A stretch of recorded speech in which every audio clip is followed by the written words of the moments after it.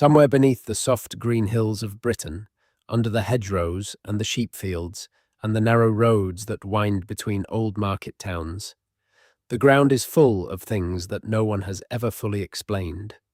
Not ruins exactly, not the tidy, labelled monuments you find printed in a guidebook. Something quieter than that, and stranger. A circle of wooden posts rising out of a beach at low tide, their timbers blackened with age, every one of them leaning gently inward toward a single buried stump. A village of stone houses older than the great pyramids of Egypt, with beds and shelves and doorways still in place. Discovered only because a storm tore the turf away, one winter night, and left the rooms open to the sky. A hill that is not a hill at all, but a mound raised by hand, one basket of chalk after another, across many human lifetimes, for a purpose that has never once been recovered. Britain is a small island. People have lived on it for a very, very long time, far longer than any written record reaches, and everywhere they walked, they left something behind. Some of those things we understand well enough. We can date them and name them and set them gently into the story we tell ourselves about the past. But a great many of them we cannot. They come up out of the soil still holding their secrets, and they go into glass museum cases, and the small printed card beside them uses careful, modest words like ritual and votive and purpose unknown, which are the words archaeologists reach for when the honest answer is simply that nobody is sure.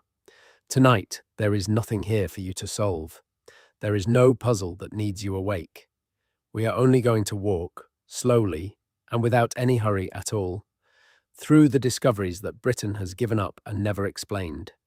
The buried boats, the bog bodies, the carved stones and the drowned forests, and the small bronze objects that fit in the palm of a hand and have quietly defeated every clever person who has ever tried to say what they were for. So make yourself comfortable. Let your shoulders come down away from your ears. Let the day you have had begin to loosen its grip. There is a long, slow night ahead of us, and every part of it is gentle. Before we go any further down into the soil and the centuries, one small and quiet thing. If you find that this channel helps you slow down at the end of the day, if these long walks through history are becoming part of how you let go and fall asleep, then it would mean a great deal if you took a moment to subscribe and to tap the small bell beside the button. You do not have to do it brightly or with any energy at all. A sleepy thumb will do perfectly well. It simply means that the next time one of these long, calm journeys is ready, it will find its way quietly to you, waiting patiently on whatever night you happen to need it. That is all. There will be no more interruptions after this. No bright announcements, no rush, nothing to pull you back up toward waking.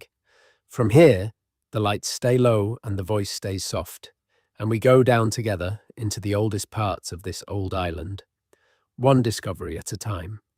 It helps, before we begin, to picture the shape of the land itself, because that is where all of this is hidden. Britain is not a large place. You could drive its length in a single long day and watch the whole island slide past your window. But it is old in a way that is difficult to feel when you are standing in a supermarket car park or waiting at a set of traffic lights in the rain.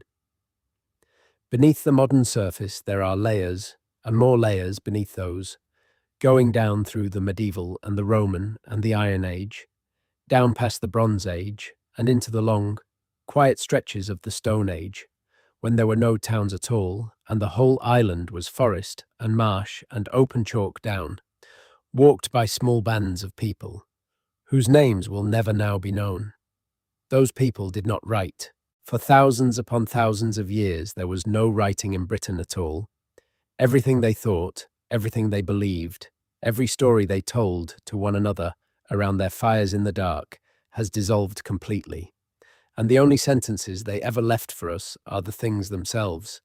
A trackway of split timber laid across a swamp, a headdress made from the skull of a red deer, a ring of standing stones aligned to the place where the sun rises on the shortest day of the year, We read these the way you might try to read a single word torn from a book whose every other page has been lost. And so the discoveries we are going to visit tonight are not mysteries, because the people who made them were strange. They were not strange. They were exactly as clever and as careful and as full of love and worry and feelings as anyone alive now. They are mysteries only because the explanation was carried in their voices, and their voices have been silent for 100 generations. What is left is the object, lying in the dark, patient, waiting for someone to lift it gently out. We will start at the very beginning, in the cold centuries just after the last great ice retreated, and we will move slowly forward through time, the way a river moves, in no hurry to arrive anywhere. There is no need to remember any of it. Let the names drift over you like water moving over smooth stones. You are only here to rest. We begin in the north, in a quiet valley in what is now North Yorkshire, only a few miles inland from the cold grey edge of the North Sea. There is very little to see there today. A gently sloping field, the kind of ordinary green field you would pass on a train, without once turning your head. But 11,000 years ago, that field was the shore of a lake, a wide, shallow lake, fringed thickly with pale reeds, its surface broken now and then by the slow wakes of swimming birds. And on its northern edge, in the cold centuries just after the last great sheet of ice had finally drawn back from the land, a small band of people chose to settle. We call the place they made Carr, and it has become one of the most extraordinary windows into the deep human past that the whole island of Britain has ever opened. And almost everything that truly matters about it remains, after more than 70 years of patient study, unexplained. The site was first noticed in the years just after the Second World War by a local man named John Moore, who saw worked pieces of flint turning up in the black peat of the drained valley floor.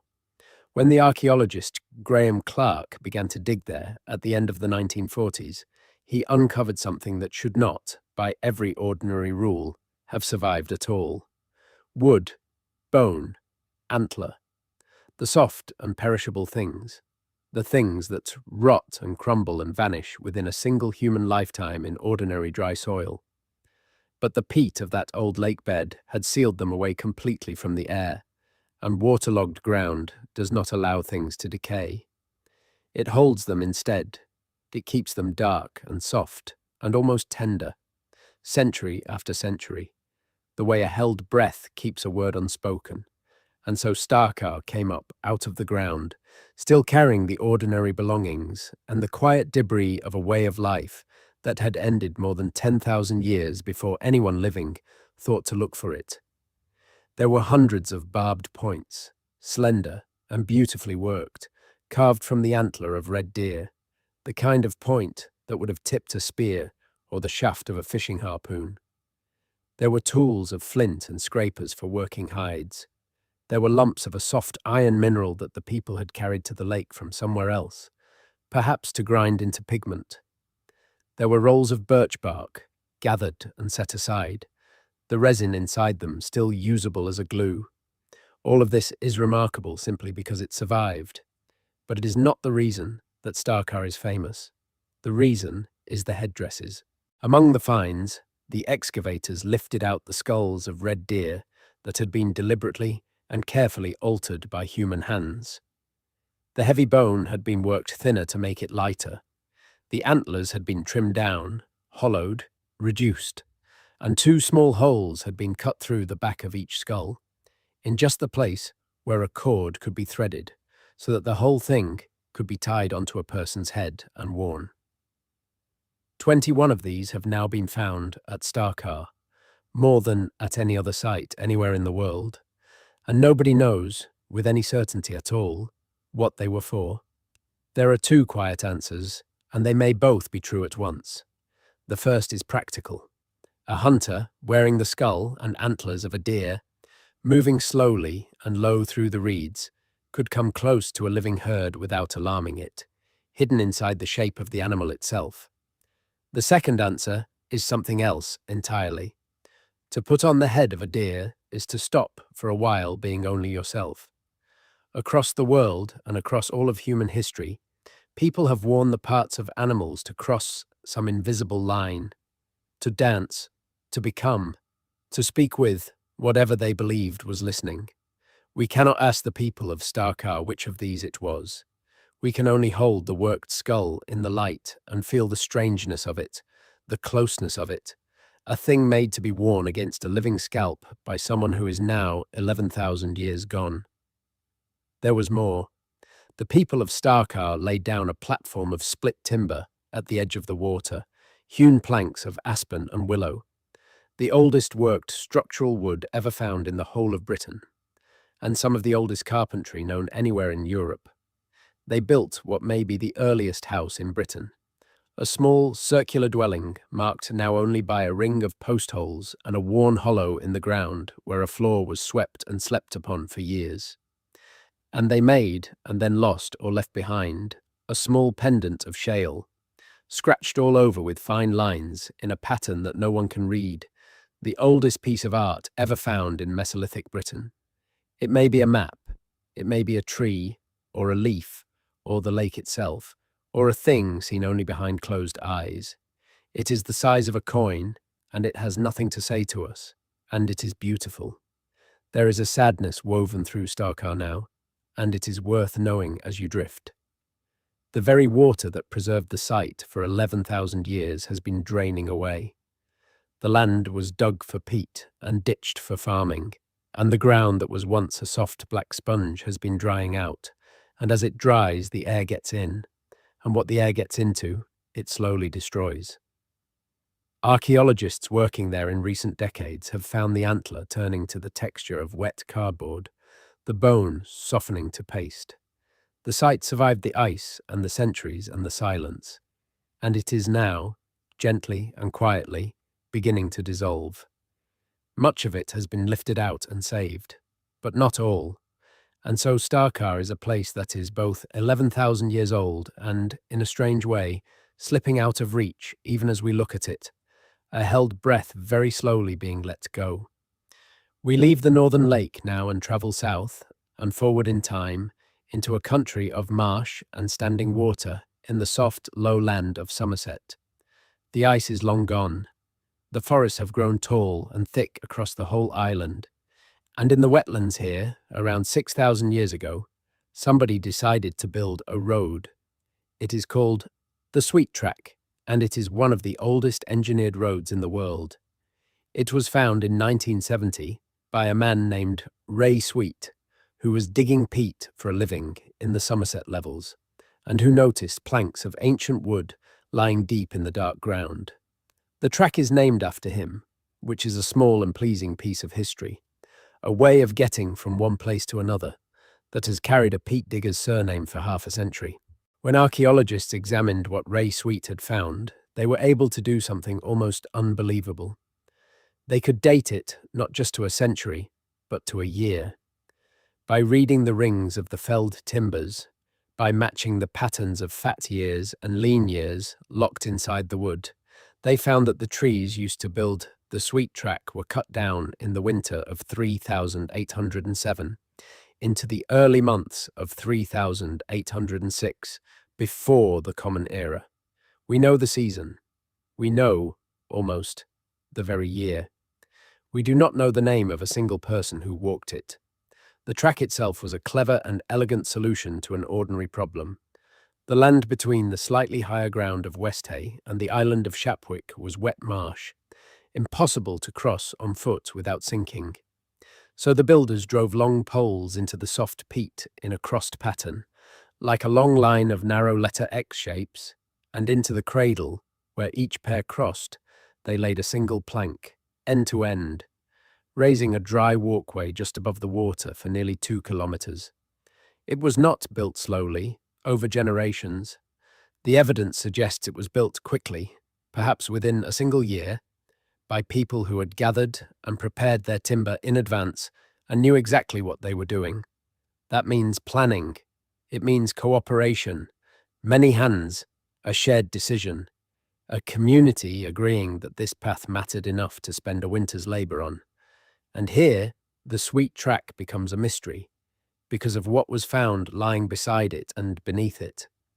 Among the timbers, archaeologists discovered objects that had been placed there deliberately, set down into the marsh on purpose by the people who used the road. There were pots, there were flint tools, and there was an axe, a polished axe head made of jadeite, a hard and lovely green stone that does not occur anywhere in Britain at all. That axe had travelled across a continent. The stone was quarried high in the Alps, in the mountains of northern Italy, shaped and polished there, and then carried hand to hand, trade to trade, all the way across Europe to a marsh in Somerset. And the axe shows no sign of ever having been used. It was perfect, and someone took this perfect, far-travelled, immensely valuable thing and laid it down quietly in the wet ground beside a wooden road and left it there. Why? We do not know. Perhaps it was an offering, a gift to the water, a thank you or a request whispered to whatever the builders believed lived in the marsh. Perhaps the track itself was not only a road but a kind of crossing in a deeper sense, a way between worlds, and the things left along it were the toll. The little museum card says, votive. It means we found a treasure laid down with great care by someone who clearly believed it mattered, and we cannot tell you what they were thinking. The sweet track carried people dry-footed across the marsh for only about 10 years before the water rose and swallowed it, and then it lay in the dark for almost 6,000 years, holding its green stone axe, waiting. Now we travel a very long way north, off the top of the mainland entirely, across a stretch of cold and restless sea, to the islands of Orkney. There is a particular kind of light in Orkney, low and wide and silver, and there is almost no tree anywhere on the islands, so the eye travels a long way over green and treeless land to where it meets the sea. And on the western edge of the largest island, above a curving white beach called the Bay of Scale, there is a village. It is made entirely of stone. It is older than Stonehenge. It is older than the pyramids of Giza. And for most of the last 5,000 years, nobody knew it was there at all.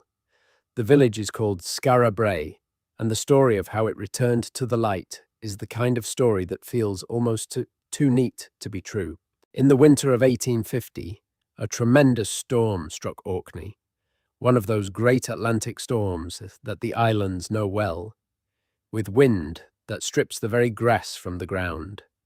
When the storm had passed, the people living near the Bay of Scale found that it had torn the turf and sand away from the side of a large grassy mound that everyone had simply always known as Skara Brae, and there, exposed to the open air for the first time in 5,000 years, were the stone walls of houses. What the storm uncovered, and what later careful excavation revealed in full, was a cluster of 8 houses, low and solid and built half sunk into the ground, joined to one another by narrow covered passageways, so that a person could move through the whole village without ever once stepping out into the Orkney weather. The houses had been packed around with old domestic rubbish and sand for insulation, snug against the wind. And inside, because everything in Orkney was built of the flat local stone, the furniture had survived along with the walls. This is the thing about Skara Brae that stops people in their tracks. You can look into a 5,000-year-old room and see, made of stone, a dresser standing against the back wall, exactly where you would put a dresser today.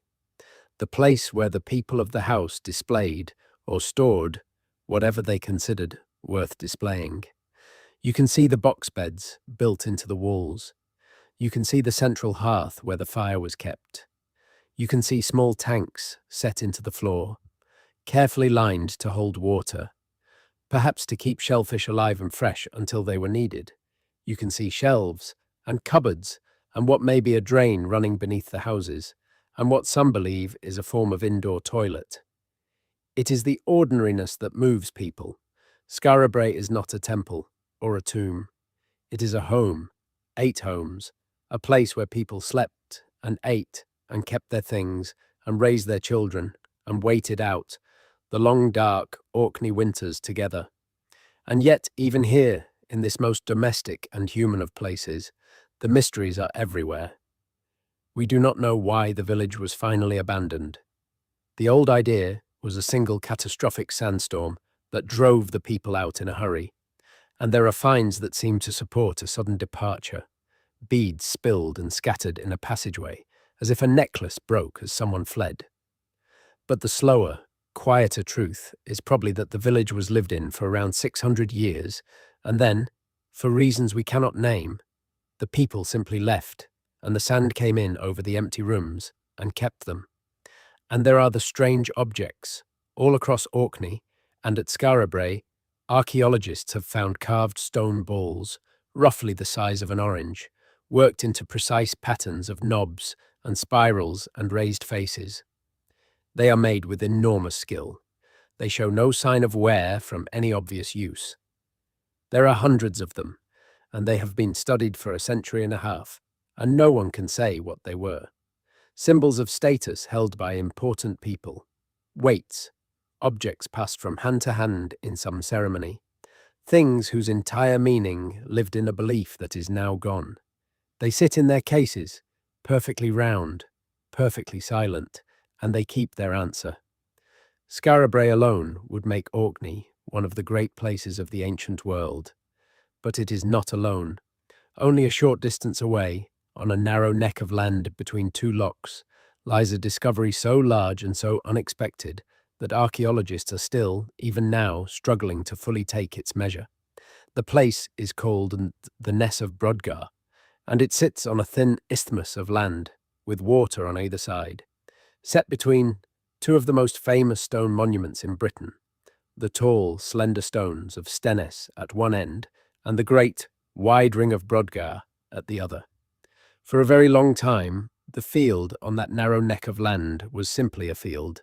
Then, at the start of this century, a survey of the ground beneath the surface began to show that something enormous was buried there. When excavation began in 2003, what came up out of the Orkney soil rewrote a great deal of what people thought they knew about the Stone Age in Britain. The Ness of Brodgar was not a village. It was a complex of huge, monumental stone buildings, built and rebuilt over the course of roughly 1,000 years, beginning more than 5,000 years ago. The walls were massive, far thicker than any house would need. There was a structure so large that its excavators began, half jokingly and then not jokingly at all, to call it the cathedral. There was a great stone wall enclosing the whole site, a boundary marking the place off from the ordinary world around it. And inside, the people who built the Ness had done something almost no one expected of Stone Age Britain. They had decorated it. The stones of the buildings were carved with incised patterns, fine geometric lines and lozenges and zigzags, and some of the stones had been painted, coloured with pigments of red and yellow and brown, the first painted walls known from this period anywhere in northern Europe. The roofs, astonishingly, seem to have been tiled with carefully shaped slabs of stone. Nobody knows what the Ness of Brodgar was for. It was clearly not a normal settlement. The scale of it, the decoration, the enclosing wall, the way it sits cradled between two great stone rings, all of it points towards something gathered and special, a place people came to rather than a place people simply lived. A temple, perhaps, a centre of ceremony, a place where the islands met. And the way it ended is as strange as the way it began. The evidence suggests that at the close of its long life, the people of Orkney came to the Ness of Brodgar and held an enormous feast, slaughtering hundreds of cattle, several hundred animals, far more than any ordinary gathering would need. And then they deliberately closed the site down. They took the great buildings apart, or let them fall, and capped the ruins, and walked away, and never built there again. It was not destroyed by an enemy or abandoned in panic. It was ended on purpose, with a feast, the way you might gently close a book you have finished reading. And the reason, the belief, the meaning behind that careful ending went into the ground with the cattle bones and has never come back up. We come back down now from the islands and the cold northern sea, and we travel south again into the broad chalk country of Wiltshire, where so much of ancient Britain seems to have gathered itself. This is gentle, rolling land, pale beneath its skin, and it holds more Stone Age and Bronze Age monuments than almost anywhere else in Europe. And rising out of one quiet field, beside a modern road, there is a hill that should not be there. It is called Silbury Hill, and it is the largest mound ever built by human hands in the whole of Europe, and one of the largest anywhere in the ancient world. It stands around 30 metres high, a smooth, steep, flat-topped cone of chalk and earth, and from a distance you would simply take it for a natural hill, a soft green swelling in an already rolling landscape. But it is not natural. Every part of it was carried there and placed there by people, more than 4,000 years ago, basket by basket, layer by layer, perhaps 500,000 tons of chalk dug out of the ground with antler picks and shaped into this single enormous shape. Modern estimates suggest it may have taken millions of hours of human labour, and no one knows why it was built. That is the plain and astonishing fact at the centre of Silbury Hill. People have wanted, for centuries, for it to be a tomb. A mound that large, raised with that much effort, surely had to be the resting place of some great king or chieftain, surely had to have treasure and a body sealed in a chamber at its heart. And so people have dug into it, again and again, hoping to find that heart. A shaft was sunk down through the top in 1776 by a team of miners. A tunnel was driven in from the side in the 1840s. And in 1968, a famous excavation, filmed for television, tunneled deep into the mound looking for the burial that everyone was certain must be there. They found the careful internal structure of the hill, the layers, the way the builders had stacked and stepped the chalk so that it would hold its shape and not slump. They found, preserved in the old turf at the very base, the insects and the winged ants and the grasses of a single late summer, which told them the work had begun in the warm part of one particular long-ago year. But they did not find a king. They did not find a chamber, or a body, or gold. They found chalk. The hill, it seems, was the point. The building of it was the point.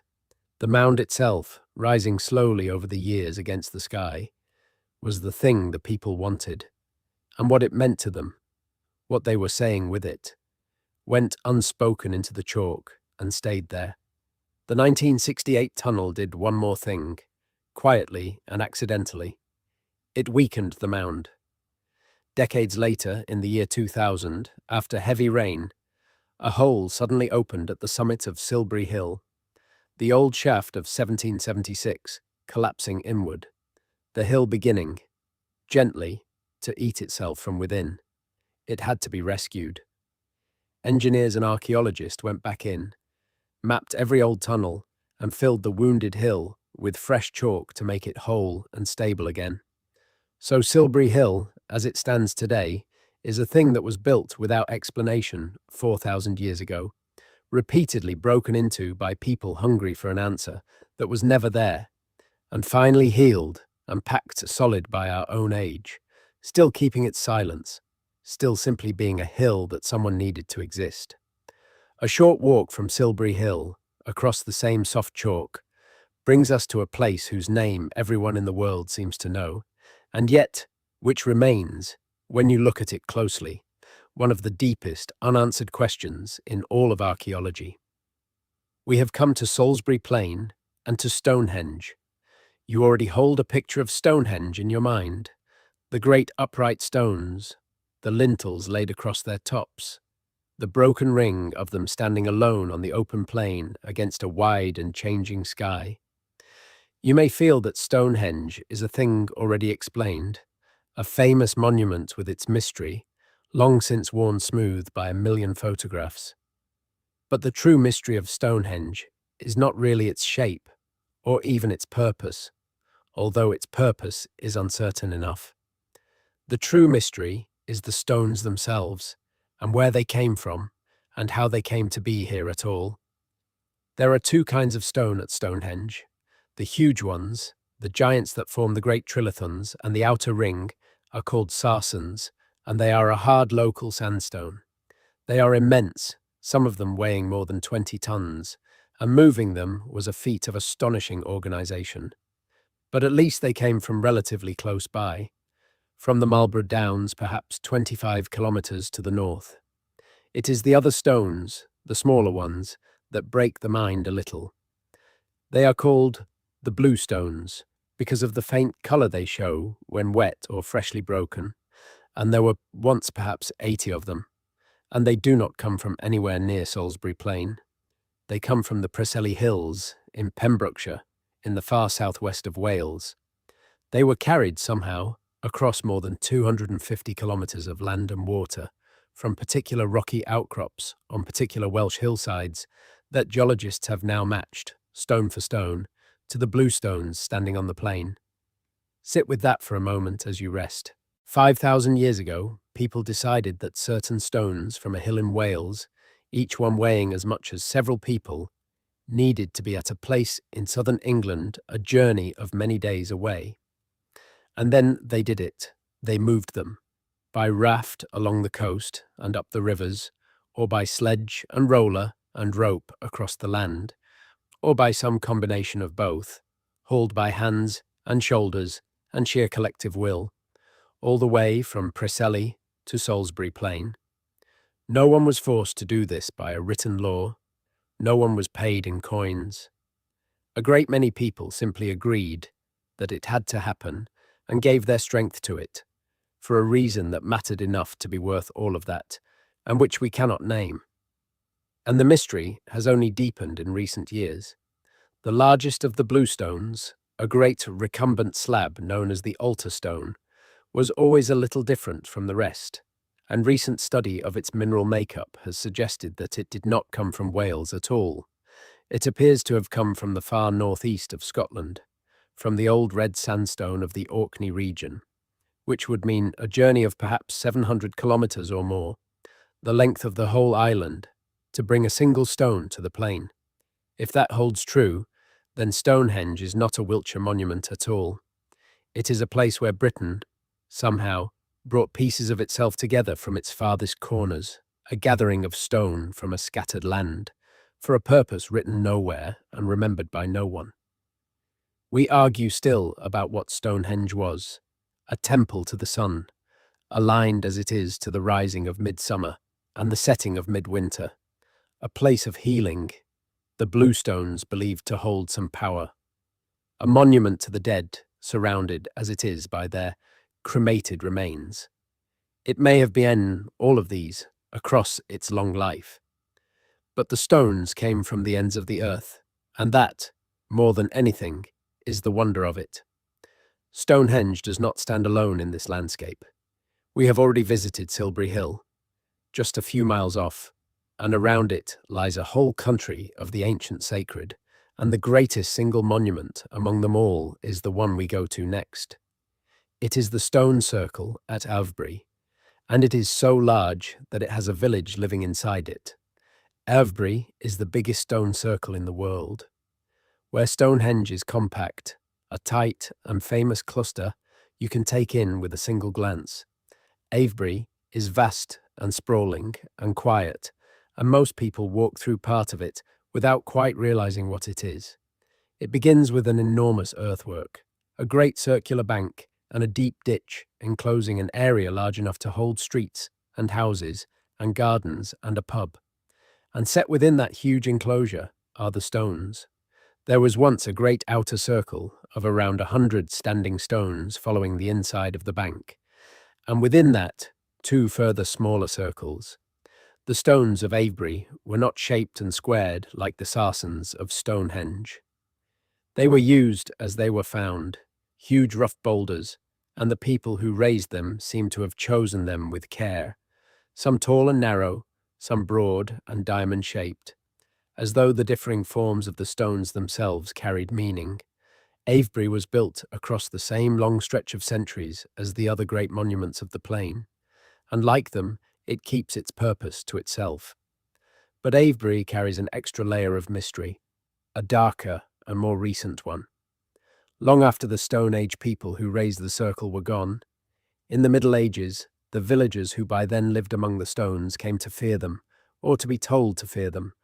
The great stones were seen as relics of something pagan and wrong, and so, over many years, people set about burying them. They dug pits beside the standing stones and toppled them in and covered them over, hiding the old monument in the ground. And one of those medieval burials went terribly wrong. As a stone was being eased down into its pit, it slipped, and it fell, and it crushed a man beneath it, and he was left where he lay, sealed under the very stone that had killed him. Centuries later, when archaeologists came to dig the buried stones back up and stand them again, they found his skeleton under one of them, and with him the small tools and the few coins of his trade, which marked him out as a barber and surgeon of the 14th century. He had come to help bury the old gods, and the old gods, in a sense, had kept him. Avebury today is a strange and gentle patchwork. Because of all this, real ancient stones standing beside squat concrete markers that show, honestly and plainly, where a vanished stone once stood. It is a monument that was built in wonder, buried in fear, and dug up again in curiosity. And at the centre of all three feelings, the simple question of what it was for has never been answered. We leave the chalk of Wiltshire now, and we travel east, all the way to the flat coast of Norfolk, where the land meets the cold North Sea in a long line of beaches and dunes and shifting sand.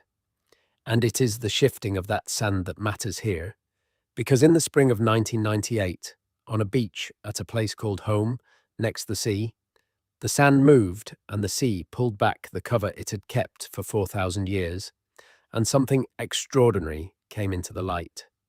What appeared on the beach was a ring of timber, 55 oak posts set close together in a circle, a little over 7 meters across. The wood of them, black and ancient and wet, worn by the tides, but unmistakably shaped by human tools. And in the very center of the ring, the strangest thing of all, a single, great oak, an entire massive tree, had been set into the ground upside down. Its trunk had been buried, and its huge spreading root system had been left pointing up at the sky, a tangled inverted crown of roots at the heart of the wooden circle. The newspapers almost at once began to call it Seahenge. The wood, when it was examined, gave up its age with that same uncanny precision that ancient timber sometimes allows. The trees had been felled in the spring or early summer of 2049 before the Common Era. The builders had set the posts with the bark facing outward and the cleanly split surfaces facing in, so that anyone standing inside the ring would have been surrounded by smooth, pale wood, while the outside kept the rough skin of the living trees. And in the middle, that upturned oak. No one knows what it was for. The most haunting idea, and perhaps the most likely, is that it had to do with death. The inverted tree, with its roots in the air, may have been an altar or a platform, and the circle may have been a place where a body was laid out in the open after death, given to the sky and the birds and the slow turning of the seasons, before whatever remained was gathered and buried elsewhere. A ring of wood at the very edge of the land, where the solid ground gave way to the sea. A threshold place, a doorway laid down at the boundary between the world of the living and whatever the builders believed lay beyond it. Seahenge caused a great argument when it was found. The sea, having uncovered it, was also slowly destroying it, and archaeologists wanted to lift the timbers and preserve them. But others, local people, and those who felt a spiritual connection to the place, believed deeply that it should be left where it stood, allowed to live out its life and return to the sea that had kept it. In the end, the timbers were carefully removed, treated, preserved, and they can be seen now in a museum, the upturned oak and its ring of posts standing under a roof and electric light. Whether that was a rescue or a kind of quiet ending depends on what you believe a thing like Seahenge is for. But there it stands, 4,000 years old, lifted out of the tide, still keeping at its heart a tree turned upside down by people who knew exactly why and who told no one who would last. For our last discovery before we move on, we travel inland again to a narrow limestone gorge on the border of Derbyshire and Nottinghamshire, where the rock rises in pale cliffs on either side of a small valley, and the cliffs are full of caves. The place is called Creswell Crags, and the caves there have sheltered people, and the older human cousins who came before people, for tens of thousands of years, reaching far back into the deep cold of the Ice Age, when this part of Britain was a frozen tundra, walked by reindeer and wild horse and the great vanished animals of that lost world. Creswell Crags holds two separate mysteries, and they are separated from one another by more than 10,000 years. The first lies on the walls of the caves themselves. For a long time, it was simply accepted that Ice Age Britain, unlike Ice Age France and Spain, with their famous painted caverns, had no cave art at all. Then, in 2003, researchers, looking very carefully at the rock inside a cave called Church Hole, found, faint and worn and easily missed, lines that had been deliberately engraved into the stone. They were ancient. They were images: a long-necked bird, the graceful shape of a deer or a stag. Other forms, harder to read, that may be birds or animals or something the modern eye no longer has the key to recognize. These engravings are around 13 to 15,000 years old, and they are the only known examples of Ice Age cave art in the whole of Britain. The people who made them sheltered in that cave at the very edge of the habitable world, in a brutal cold, and in the dark they reached up and carved the living things they knew into the rock. We do not know if it was magic, or memory, or teaching, or prayer. We only know that the urge to make an image on a wall is at least 15,000 years old in Britain, and that it left these few faint lines and nothing else. And then, in 2019, the caves of Creswell Crags gave up their second secret, this one far more recent and far stranger. Researchers exploring the caves with bright light, looking closely at surfaces that visitors had walked past for a century, realized that the walls were covered in marks. Not Ice Age art this time, but careful, deliberate symbols carved into the stone in much later centuries, in the years of witch trials and deep folk fear. They were apotropaic marks, protective marks, the kind of symbols people once cut into doorways and chimneys and beams to turn away evil and bad luck and whatever might creep in from the dark. Tangled lines meant to trap a wandering spirit. Letters and shapes invoking protection. And there were not a few of them. Creswell Crags turned out to hold the largest concentration of these protective ritual marks ever found anywhere in Britain. Hundreds upon hundreds of them, clustered most thickly around the deepest and darkest parts of the caves. So the gorge keeps two human voices, both of them frightened of the same darkness, both of them answering it by carving into stone, separated by 10,000 years and joined by the simple, unchanging, human wish to be safe in the night. The Stone Age does not end with a clean line drawn across the centuries. It softens, slowly, into something new, and the new thing arrives carried in the hands of travellers. It arrives as metal. And the next discovery we visit is the grave of a man who may have been one of those travellers, one of the people who brought a different world to the shores of Britain, and who was laid to rest when his own travelling was done, within sight of the place where the great stones still stood. In the spring of 2002, near the town of Amesbury in Wiltshire, only a few kilometres from Stonehenge itself, builders were preparing the ground for a new school and new houses. Archaeologists, as is usual before such work, were checking the soil first. And in that soil they found a grave. It was an ordinary-looking grave, a simple pit, but as they cleared it, object after object after object began to emerge, until it became clear that they had uncovered the richest burial of its age ever found in Britain. The man in the grave is known now as the Amesbury Archer, and he was laid in the ground around 4,300 years ago, at the very dawn of the age of metal. There were about 100 objects buried with him, which was an extraordinary number for that time, when most people went into the earth with very little or with nothing at all. There were 5 of the distinctive pottery vessels we call beakers, the style of pot that gives this whole period of newcomers and new ideas its name. There were flint arrowheads, 16 of them, scattered through the grave as though a quiver had been laid beside him, and it is those arrowheads that earned him the name of Archer. There were the curved stone wrist guards that an archer straps to his forearm to take the snap of the bowstring. There were knives of copper, the bright new metal brought from far away. There were tools, including a particular kind of small flat stone used in the working of metal, which has made many people believe that this man was himself a metal worker. A smith, one of the first people in Britain who knew the deep secret of taking stone and fire and producing from them a shining blade. And there was gold. 2 small ornaments of gold, worked into the shape of little baskets, were found near his head, and they are among the very oldest gold objects ever found in the whole of Britain.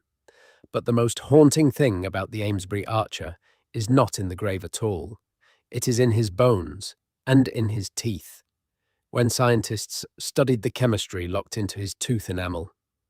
The chemistry that records, forever, the water a person drank and the ground a person grew up on. They found that the Amesbury Archer had not grown up in Britain. He had grown up far away in the colder, mountainous heart of Europe, somewhere in the Alpine region, perhaps in the lands we now call Switzerland or southern Germany. He had been born a great distance from Salisbury Plain, and at some point in his life he had crossed the sea and travelled across the land and come to this place. And here he had stayed, and here he had died, and here he had been buried with greater honour than almost anyone of his time. His bones told one more quiet thing. He was missing a kneecap, lost to an old and serious injury, and for years before his death he would have walked with a limp and lived with pain. A man who came from the mountains, who carried in his hands the new magic of metal, who walked with difficulty all his later life, and who was buried in wealth within sight of Stonehenge as it rose. We do not know his name.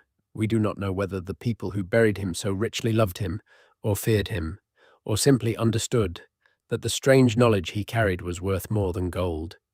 He came from far away, and he ended here, and the meaning of his journey is buried as deep as his bones once were.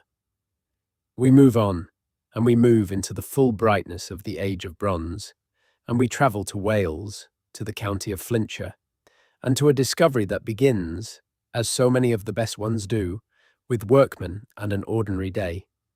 In the year 1833, labourers were quarrying for stone in a low mound near the town of Mould.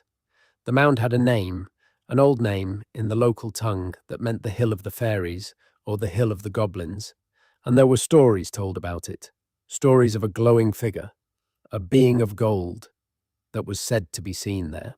The workmen, digging into the mound, found a stone-lined grave. Inside the grave were the crushed and broken remains of a human skeleton and hundreds of small amber beads, and, wrapped around the bones, flattened and folded by the weight of the earth and the centuries, a sheet of pure gold. What the workmen had found, although they did not understand it, and although they broke it apart and shared the pieces out among themselves, was one of the most remarkable objects to survive from Bronze Age Europe. It is called the Mould Cape, and it is a garment, a cape for the shoulders and upper chest, beaten and worked from a single ingot of solid gold. It is almost 4,000 years old, and it is not a rough or simple thing. The gold has been worked with astonishing skill into row upon row of raised decoration, fine ridges and bosses that imitate, in metal, the look of strings of beads and the folds of pleated cloth, as though someone had taken a cape made of woven finery and frozen the whole of it into gold. Over many years, the British Museum gathered back the scattered fragments and pieced and coaxed them together, until the cape could be seen again as the single shining object it had once been. It would have been worn over the shoulders, fitting closely, and here is the detail that tells you what kind of object it truly was. The cape is so tightly fitted, and the gold so unforgiving, that anyone wearing it would barely have been able to move their arms. It was not made for work, or for war, or for any ordinary day. It was made to be worn standing still, on some occasion of enormous importance, by a person whose role in that moment was simply to be seen, to stand wrapped in light while others looked on. And we do not know who that person was.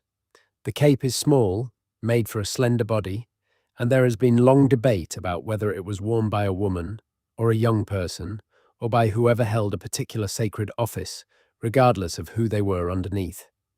The bones were too broken and were handled too carelessly in 1833 to tell us. So the mould cape survives, dazzling and complete, and the shoulders it was made to fit are unknown, and the Hill of the Fairies keeps the secret of its golden ghost. Now we travel east again, into the low, wet, level country of Cambridgeshire, into the fens, and to a place where the past did not simply survive, but was, in a sense, photographed, caught in a single terrible moment, and held perfectly still for 3,000 years. The place is called Must Farm, and archaeologists, when they speak of it, sometimes call it Britain's Pompeii.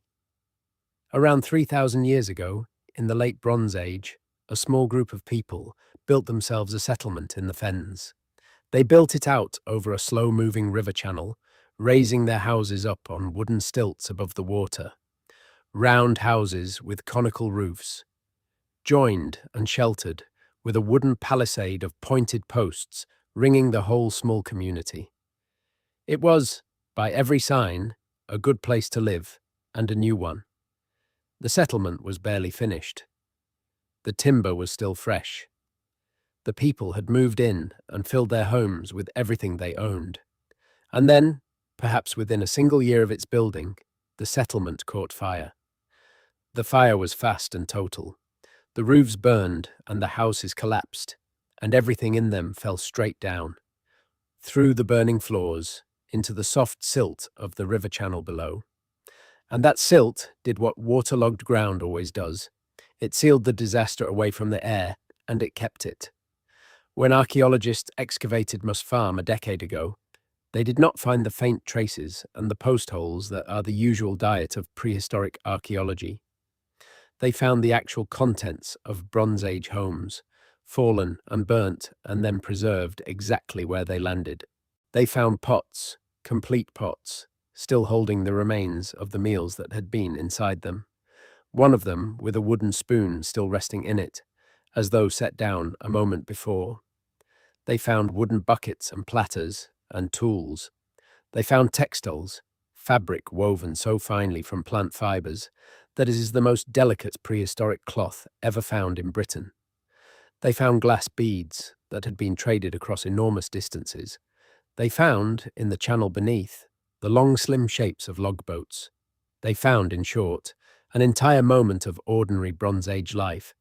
The cooking pots and the spare clothes and the half-eaten food, all of it tipped into the mud at once and held there for 30 centuries. And the mystery of Must Farm is the fire itself. We cannot tell, even now, whether it was an accident, a stray spark in a settlement built almost entirely of dry timber and thatch, or whether it was something darker, an attack, the settlement deliberately burned by enemies. There is no clear sign that anyone died in the flames, which may mean the people escaped, fleeing across their wooden walkways and leaving everything behind, or it may simply mean that the bodies were never found. The people did not come back. They did not rebuild or return to salvage what they could. They left their new home to the fire and the water, and they walked away into the rest of their lives, and the river closed gently over the wreck of everything they had owned and kept it safe for us to find.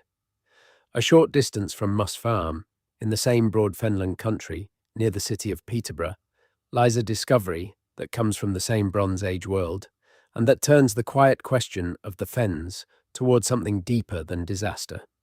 It is called Flag Fen, and it was found in 1982 by an archaeologist named Francis Pryor, who, walking a drainage ditch in the wet fields, noticed the dark ends of ancient timbers exposed in the cut. What lay beneath the fields of Flag Fen was vast. Across the wet ground, the Bronze Age people had built an alignment of wooden posts, an immense line of timber running for around a kilometre across the marsh, made of somethings on the order of 60,000 individual posts driven into the soft earth. It was a causeway, a way across the water, and partway along it, the builders had also raised a great wooden platform, an island of timber in the fen. The whole construction was used for hundreds of years, the people returning again and again to add to it, repair it, maintain it. It was clearly important. It clearly meant something. And what makes Flag Fen one of the great mysteries of Bronze Age Britain is what the people did along the edge of that timber alignment. They made offerings. Into the water beside the posts, the people of Flag Fen placed objects, deliberately, carefully, again and again across the centuries. They placed hundreds of pieces of metalwork, bronze swords and daggers, and spearheads, and pins and ornaments. They placed white quartz pebbles, chosen for their colour. They placed the bodies of dogs. And the most striking thing of all is the condition of the metal. Many of the bronze objects given to the water at Flag Fen had been deliberately broken first. A fine sword would be bent, or snapped, or damaged on purpose, ruined as a working tool before being committed to the water. This is sometimes called the killing of objects. To break a valuable thing before giving it away is to make the gift complete, to ensure that no one will ever pull it back out and use it again, to send it fully and finally into whatever world the water was a doorway to. The people of Flag Fen spent generations and an enormous quantity of precious metal doing this. They took the most valuable things they owned, the bronze that was wealth and weapon and status all at once, and they broke it and they let it sink. We do not know what they believed was receiving these gifts. We do not know what they were asking for, or thanking, or holding back. We only know that the wet ground of the fen, which keeps everything, kept their offerings too, hundreds of broken swords lying in the dark, exactly where they were placed by hands that believed, with all their strength, that the water was listening. The age of bronze gives way, as the centuries turn, to the age of iron, and with iron, the landscape of Britain begins to change in a way you could see from a distance. The people of the Iron Age built upward. They raised great fortified enclosures on the tops of hills, ringed with banks and ditches, and the largest and most astonishing of these still rises out of the green Dorset countryside today, and we go to it now. It is called Maiden Castle, and the name has nothing to do with any maiden. It is one of those old names whose meaning has worn smooth, and the place itself is far older and far stranger than its gentle name suggests. Maiden Castle is an Iron Age hill fort, and it is one of the largest in the whole of Europe. To stand at its foot and look up is to see a hillside that has been completely reshaped by human hands, sculpted into a vast series of ramparts, great earthen ridges rising one behind another, with deep ditches cut between them, the whole system wrapping around the crown of the hill in long sweeping curves. The enclosed area on top is enormous, large enough to hold a small town, and at its entrances the ramparts twist and double back on themselves in a deliberate maze, so that anyone approaching the gate had to wind slowly back and forth, exposed the whole way, before they could get in. But Maiden Castle did not begin as a fort. The hill had been a special place for far longer than that. Thousands of years before the Iron Age, in the Stone Age, people had already marked the hilltop with an enclosure of their own, and had built a long burial mound there, an immense earthen barrow stretching across the summit. The hill, in other words, had been important, had been chosen for a very long time before anyone thought to fortify it. And then, across the Iron Age centuries, generation after generation poured their labour into the slopes, digging the ditches deeper, raising the banks higher, expanding the great fort until it reached the staggering scale it has today. Hundreds of people lived inside it, in round houses, storing their grain in pits dug into the chalk. And we still cannot say, with full certainty, why they needed defences on quite this scale. Whether the multiplying ramparts were a practical answer to real and constant danger, or whether they were also a statement, a way for a people to make their power and their permanence visible for miles in every direction, is a question the green ridges keep to themselves. There is a darker story attached to Maiden Castle, and it is worth knowing how uncertain that story has become. When the archaeologist Mortimer Wheeler excavated the hill fort in the 1930s, he found, near the eastern gate, a cemetery, and in that cemetery were people who had died violent deaths. One skeleton had the iron head of a Roman catapult bolt lodged in its spine. Wheeler told a dramatic and unforgettable story. He described the Roman army arriving as the empire pushed across Britain, storming the great fort, slaughtering its defenders at the gate, and leaving the dead to be buried by the survivors. For decades, that was the story of Maiden Castle, a last desperate stand against Rome. But careful modern re-examination has gently unpicked it. The burials, it now seems, were not all made on a single terrible day. The cemetery was used over a longer span of time.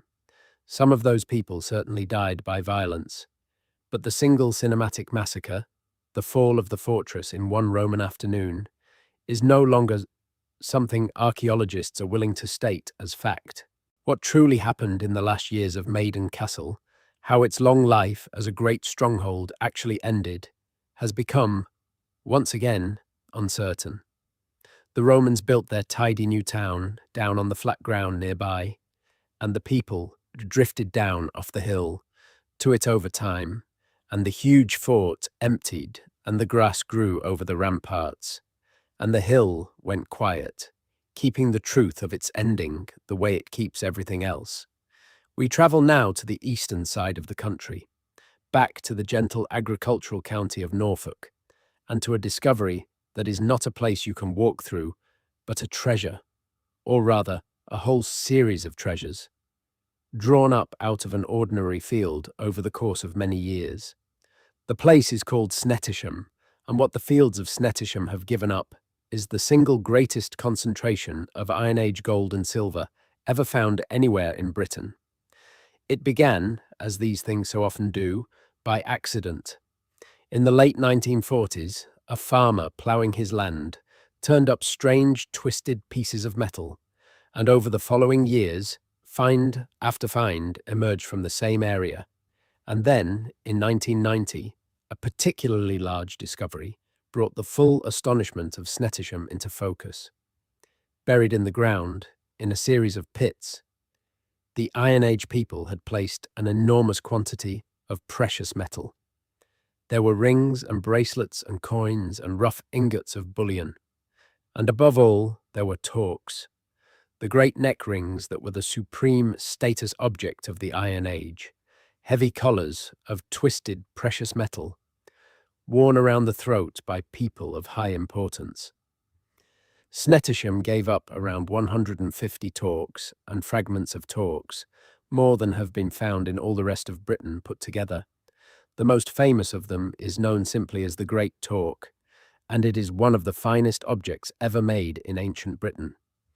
It is formed from many strands of a gold and silver alloy, each strand itself twisted, and then all of them twisted together into a thick and gleaming, beautifully balanced ring, finished at each end with a great hollow terminal cast and decorated with swirling Iron Age ornament.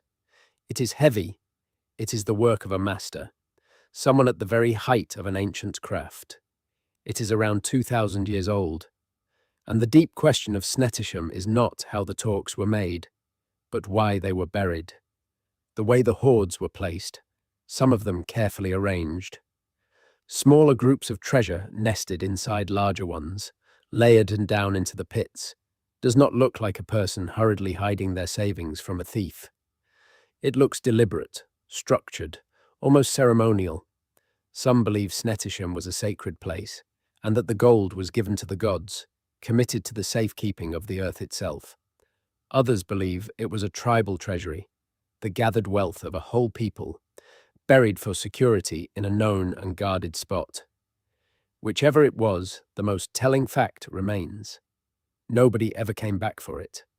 All of that gold, all of those talks, the accumulated treasure of generations, went into the ground at Snetisham and stayed there, untouched, for 2,000 years, until a plough and then a series of careful hands brought it slowly back into the light. We move west and inland now, to the chalk uplands on the border of Oxfordshire, to a long, high ridge of grassland with an enormous valley, spreading green below it, and cut into the steep slope of that ridge, made of the white chalk that lies just beneath the turf. There is a horse. It is called the Uffington White Horse, and it is one of the most beautiful and most puzzling things in the whole British landscape.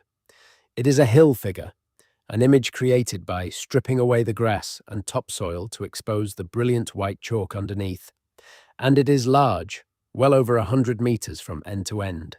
But it is not a realistic horse. It is something far stranger and more wonderful than that. The Uffington horse is drawn in a few long, flowing, abstract lines, the body stretched and elegant, the legs separated and delicate, the whole creature seeming to gallop or even to flow across the hillside. It looks less like a drawing of a horse and more like the pure idea of a horse, the spirit of speed itself, and there is something almost otherworldly in its shape, so much so that some people, looking at it, have wondered whether it is meant to be a horse at all, or a dragon, or some creature of belief. For a long time, nobody knew how old it was. Then, scientists were able to test the soil buried beneath the lowest layers of the figure, soil that had last seen sunlight when the horse was first cut, and the answer pushed its age far back into the past. The Uffington White Horse was made around 3,000 years ago, in the late Bronze Age or the very early Iron Age. It is, by an enormous margin, the oldest hill figure in Britain, and one of the oldest deliberately created images in the landscape anywhere. And here is the quiet miracle of it. A chalk figure on a hillside is not permanent. It is the most fragile kind of monument imaginable. Grass grows. Within a few short decades, an untended chalk figure simply vanishes, swallowed back into the green of the hill as though it had never been. Which means that the Uffington White Horse has survived for 3,000 years only because, for 3,000 years, people have refused to let it die. Generation after generation, century after century, the people who lived in the valley below climbed the hill and scoured the horse, weeding it, cleaning it, packing it with fresh white chalk, keeping its shape sharp against the slope. This was often done as a festival, a gathering, a great communal day of work and celebration. The horse exists today because 100 generations of people, most of whom had no idea who had made it or why, decided that it should continue and gave a day of their lives to it and passed that duty on to their children. We do not know what the horse meant to the people who first cut it. We do not know if it was the emblem of a tribe or an image of a god or a horse meant to carry the sun across the sky. We only know that it was loved, or at least honoured without interruption, for longer than almost any belief or kingdom has ever lasted, and that it is still there, white and flowing and strange, running across its hill in the dark tonight. There is one more figure cut into the chalk that we must visit before we leave the hillsides, and it is a more troubling and more comical mystery than the horse, and it lies further south, in Dorset, on a green slope above a small and pretty village called Cerne Abbas. The figure there is not an animal, it is a man. He is enormous, around 55 meters tall, and he is drawn striding across the hillside, and in his raised right hand he carries a great knotted club, as though he is mid-stride in some endless act of striking. He is also, and there is no delicate way around this, completely naked and famously, conspicuously, almost defiantly virile, and that detail has made the Cerne Abbas giant one of the most talked about and most photographed of all British hill figures. For centuries, the giant was a genuine puzzle of age. Some people looked at his club and his stance and felt sure he was ancient, a prehistoric image of a god, perhaps a British version of the strongman hero Hercules, who is also shown with a club. Others pointed out something very strange. For such a vast and striking figure, there is no written mention of him at all until the end of the 17th century, which seemed impossible if he had been there since ancient times. Surely, they argued, the Romans, the medieval monks of the abbey that gave Cerne Abbas its name, somebody would have written him down. And so a competing theory grew up that the giant was actually quite recent, perhaps a 17th century creation, even a piece of political mockery aimed at a particular figure of that turbulent age. Then, only a few years ago, scientists applied the same kind of soil dating that had aged the Uffington horse, testing the chalk deep within the giant's outline. And the answer surprised almost everyone, because it landed in neither camp. The Cerne Abbas giant was not prehistoric, and he was not a joke from the 1600s. The chalk suggested he was first cut in the late Saxon period, somewhere very roughly in the centuries, around the year 900 or 1000. That places his making in the early medieval world, in a Christian England, which only deepens the mystery rather than solving it. Why would people of that age cut a giant naked club-bearer into a hillside above a Christian abbey? And then why would they, or everyone after them, leave no written word about him for 700 years, until a churchwarden's account finally mentions the cost of his upkeep at the close of the 1600s?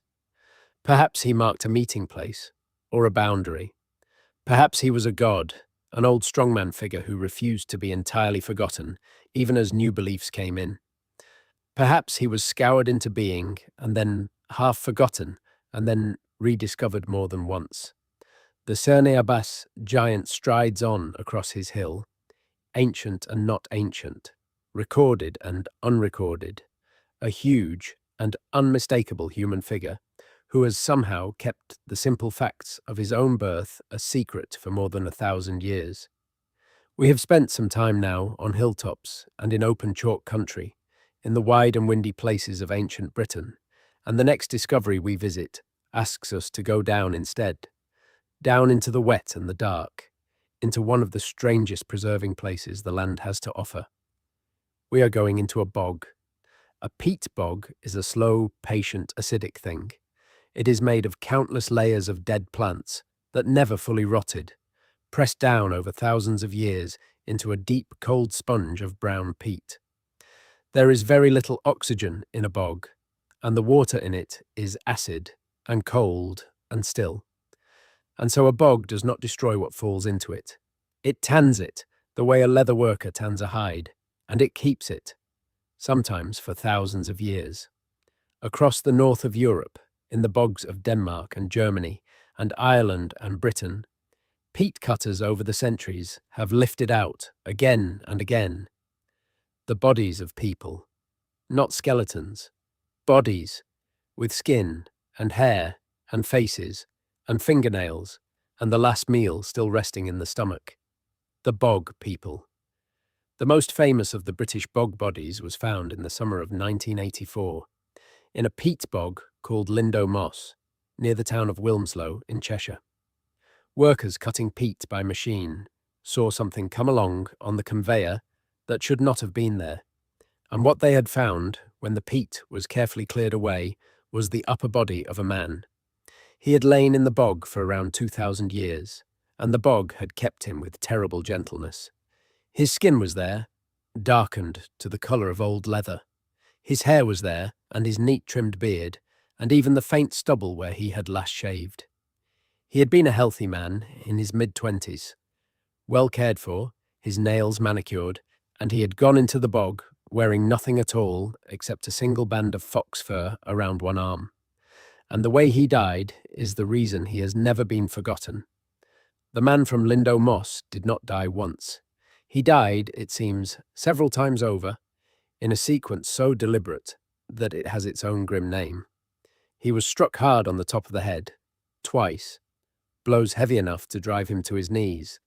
A thin cord was drawn tight around his neck, tight enough to break it, and his throat was cut. This pattern, this layering of mortal violence far beyond anything needed simply to kill a person, is sometimes called the threefold death, and it appears again and again in the bog bodies of Iron Age Europe, and it appears too in the old myths and stories of these lands. His last meal, still inside him, was a kind of charred griddle bread, and so the great question of Lindow Man hangs over him still, unanswered. Was he a criminal, executed by his community for some crime we will never know? Or was he something else? Something the careful, ritualized manner of his death seems quietly to insist upon. Was he a sacrifice, a chosen person, perhaps even a willing one, given to the bog and to whatever the people believed lived beneath its dark surface, in a time of fear or hunger or need? He cannot tell us. He only lies there, calm now, 2,000 years calm, his face still holding the shape of a particular human face, keeping the secret of his last and most terrible hour. We climb back up now, out of the bog and the dark, into the gentle light of the Oxfordshire hills, where the next discovery has been standing quietly in the open for thousands of years, and has gathered around itself such a thick growth of legend that the truth and the story have become hard to separate, which is exactly the right condition for a thing you visit on the edge of sleep. The place is called the Rollright Stones, and it sits high on the border between Oxfordshire and Warwickshire, along an old ridge road. It is not a single monument, but three separate things made of stone, spread along the ridge and made across an enormous span of time. There is a stone circle, a wide ring of weathered limestone blocks known as the King's Men, the stones rough and pitted and gnarled with age, leaning at their own angles, worn by perhaps 4,500 years of weather into shapes that seem almost alive. A little apart from the circle stands a single tall stone, twisted and solitary, called the King Stone. And further off again, in a field of its own, stand a tight huddle of larger stones leaning their heads together, the remains of a burial chamber far older even than the circle, and these are called the Whispering Knights. The names tell you that this place has been wrapped in story for a very long time. The legend says that a king once marched across this country with his army, intending to conquer all of England, and that here on the ridge he met a witch. The witch told him that if he could take 7 long strides and see the village of Long Compton in the valley below, then he would indeed be king of all England. The king strode forward, certain of himself, but as he took his 7th stride, a long mound of earth rose up before him, and hid the valley from his eyes, and the witch laughed and turned them all to stone. The king became the lonely King Stone, his soldiers became the circle, the King's Men, and a group of his knights, who had drawn aside to whisper and plot against him, were caught mid-conspiracy and frozen forever as the Whispering Knights. There are other tales. It is said the stones cannot be counted, that no 2 people ever reach the same number. It is said that at midnight the stones of the circle come alive and go down the hill to drink at a spring. What archaeology can tell us is more modest and, in its way, just as wonderful. The Whispering Knights are the oldest, the remains of a tomb built more than 5,500 years ago, when the first farmers were laying their dead in stone chambers. The King's Men circle was raised perhaps 1,000 years after that. The King Stone is younger still, a Bronze Age marker, possibly connected to burials and cremations on the ridge. So the Rollright Stones are not one monument, but a record of belief and ceremony and the marking of the dead, returned to and added to across roughly 2,000 years. Why people kept coming back to this particular ridge, what the circle was for, why a place could hold its sacredness across so vast a stretch of time, the stones do not say. They only stand there, uncountable, gnarled, patient, while the legend of the frozen king grows quietly and in and around them like moss. For our next discovery, we travel west, into Somerset, to a place where the land splits open. Cheddar Gorge is a deep limestone canyon, its grey cliffs rising sheer hundreds of feet on either side, and honeycombed into those cliffs are caves. And the caves of Cheddar Gorge hold one of the oldest and most unsettling human stories in all of Britain. One of those caves is called Gough's Cave, and at the start of the 20th century, deep inside it, a complete human skeleton was found. He is known as Cheddar Man, and he is the oldest complete human skeleton ever found in Britain, around 10,000 years old, a man of the Middle Stone Age who lived not long after the ice had gone. In recent years, scientists managed to read fragments of his ancient DNA, and what it suggested caught the attention of the whole country, because the genetic clues pointed to a man with dark skin, dark curling hair, and pale blue eyes, a combination that surprised many people's picture of who the first Britons were, and a useful reminder that the deep past rarely looks the way we expect it to. But Cheddar Man, astonishing as he is not the deepest mystery of Gough's Cave. Far older than him, going back nearly 15,000 years into the very end of the Ice Age, the cave holds the remains of other people, and the state of those remains has troubled and fascinated researchers for decades. The human bones from that earliest period are not the bones of a simple burial. They carry fine cut marks, the marks of stone, tools, made when the bodies were fresh. The people of that distant time had carefully processed the bodies of other people. They had stripped the flesh, cracked the bones for the marrow, and, most strikingly of all, they had taken human skulls and worked them with great care and skill into cups, shaping the rounded brain case into a bowl, a vessel smoothing the broken edges. 3 of these skull cups were found in Gough's Cave, and they are among the oldest objects of their kind known anywhere in the world. What does it mean? That is the mystery, and it is a heavy one to hold gently. Were these Ice Age people driven to eat their own dead by terrible hunger in a hard and frozen world? Or was this something else? Something ceremonial, a funeral rite, a way of honouring or remembering or keeping the dead by taking them into the living? The skull cups, not crude survival tools, but sacred objects, vessels of meaning. The cut marks are too careful, the skull cups too skillfully made. For anyone to be entirely sure it was only hunger. Across the world, the line between caring for the dead and consuming them has sometimes been a thinner and stranger line than we like to imagine. Gough's Cave keeps no answer. It keeps only the marks, and the smoothed and shaped skulls, and the long, cold silence of 15,000 years. We come now, at the close of this stretch of our journey, to a mystery of a completely different kind, one that is not frightening at all, but simply, stubbornly, almost comically baffling. It is small enough to hold in one hand, and it has defeated everyone, expert and amateur alike, who has ever tried to explain it. It is called the Roman dodecahedron. Imagine a small object of cast bronze, roughly the size of an orange or a little smaller, shaped as a perfect 12-sided solid, a dodecahedron, each of its 12 faces, a flat pentagon. Now imagine that in the center of each of those 12 pentagonal faces there is a round hole, and that the holes are all of different sizes, so that one face has a wide opening and the next a narrower one. And imagine that at each of the 20 corners, where the faces meet, a small rounded knob has been added, like a little foot or a stud. That is a Roman dodecahedron. Around 130 of them have been found, scattered across the northwestern provinces of the old Roman Empire, in Britain, in France, in Germany, and a fine example was dug up in Lincolnshire only a couple of years ago, lifted out of an English field nearly 2,000 years after it was buried. And nobody, after centuries of trying, has the faintest secure idea what they were for. This is the strangest part. The Romans were not a silent people.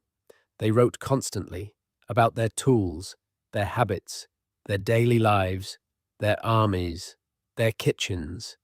They carved scenes of themselves working and worshipping and fighting and shopping. And yet, in all the surviving Roman writing and in all the surviving Roman art, there is not one single mention of the dodecahedron, not one picture of one being used. They appear only in the ground, in northern provinces far from Rome itself, never in the Mediterranean heartland. So the theories have multiplied without end. Perhaps they were measuring instruments, the different-sized holes used by surveyors to gauge distances. Perhaps they were used to knit, the holes and knobs forming a frame to work the woolen fingers of gloves, and there are people who can demonstrate this rather convincingly. Perhaps they were candle holders, or fancy dice, or toys, or the heads of staffs. Perhaps they were religious objects, charms, instruments of some northern provincial cult that left no other trace. Perhaps they were astronomical, held up to sight the angles of the sun, or to mark the right days for planting. Every one of these ideas has been argued, and not one of them has ever been proven. And the Roman dodecahedron remains a small, beautifully made, 12-sided question, sitting in its museum case, asking something we have completely forgotten how to hear. The Romans came to Britain in earnest in the middle of the 1st century, and for nearly 400 years, the island was the cold northwestern edge of an empire that stretched all the way to the deserts of Africa and the rivers of the Middle East. They built roads and towns and bathhouses and walls, and when they finally left, they left a great deal of themselves buried in the British soil, and some of what they left is as much of a mystery as anything from the long ages before them. We turn now to the Roman discoveries, and we begin in the far north, on the cold frontier, at a fort called Vindolanda. Vindolanda stood just south of the great line of Hadrian's Wall, the stone barrier the Romans drew across the narrow neck of Britain. It was a garrison, a place where auxiliary soldiers and their families lived at the empire's furthest edge.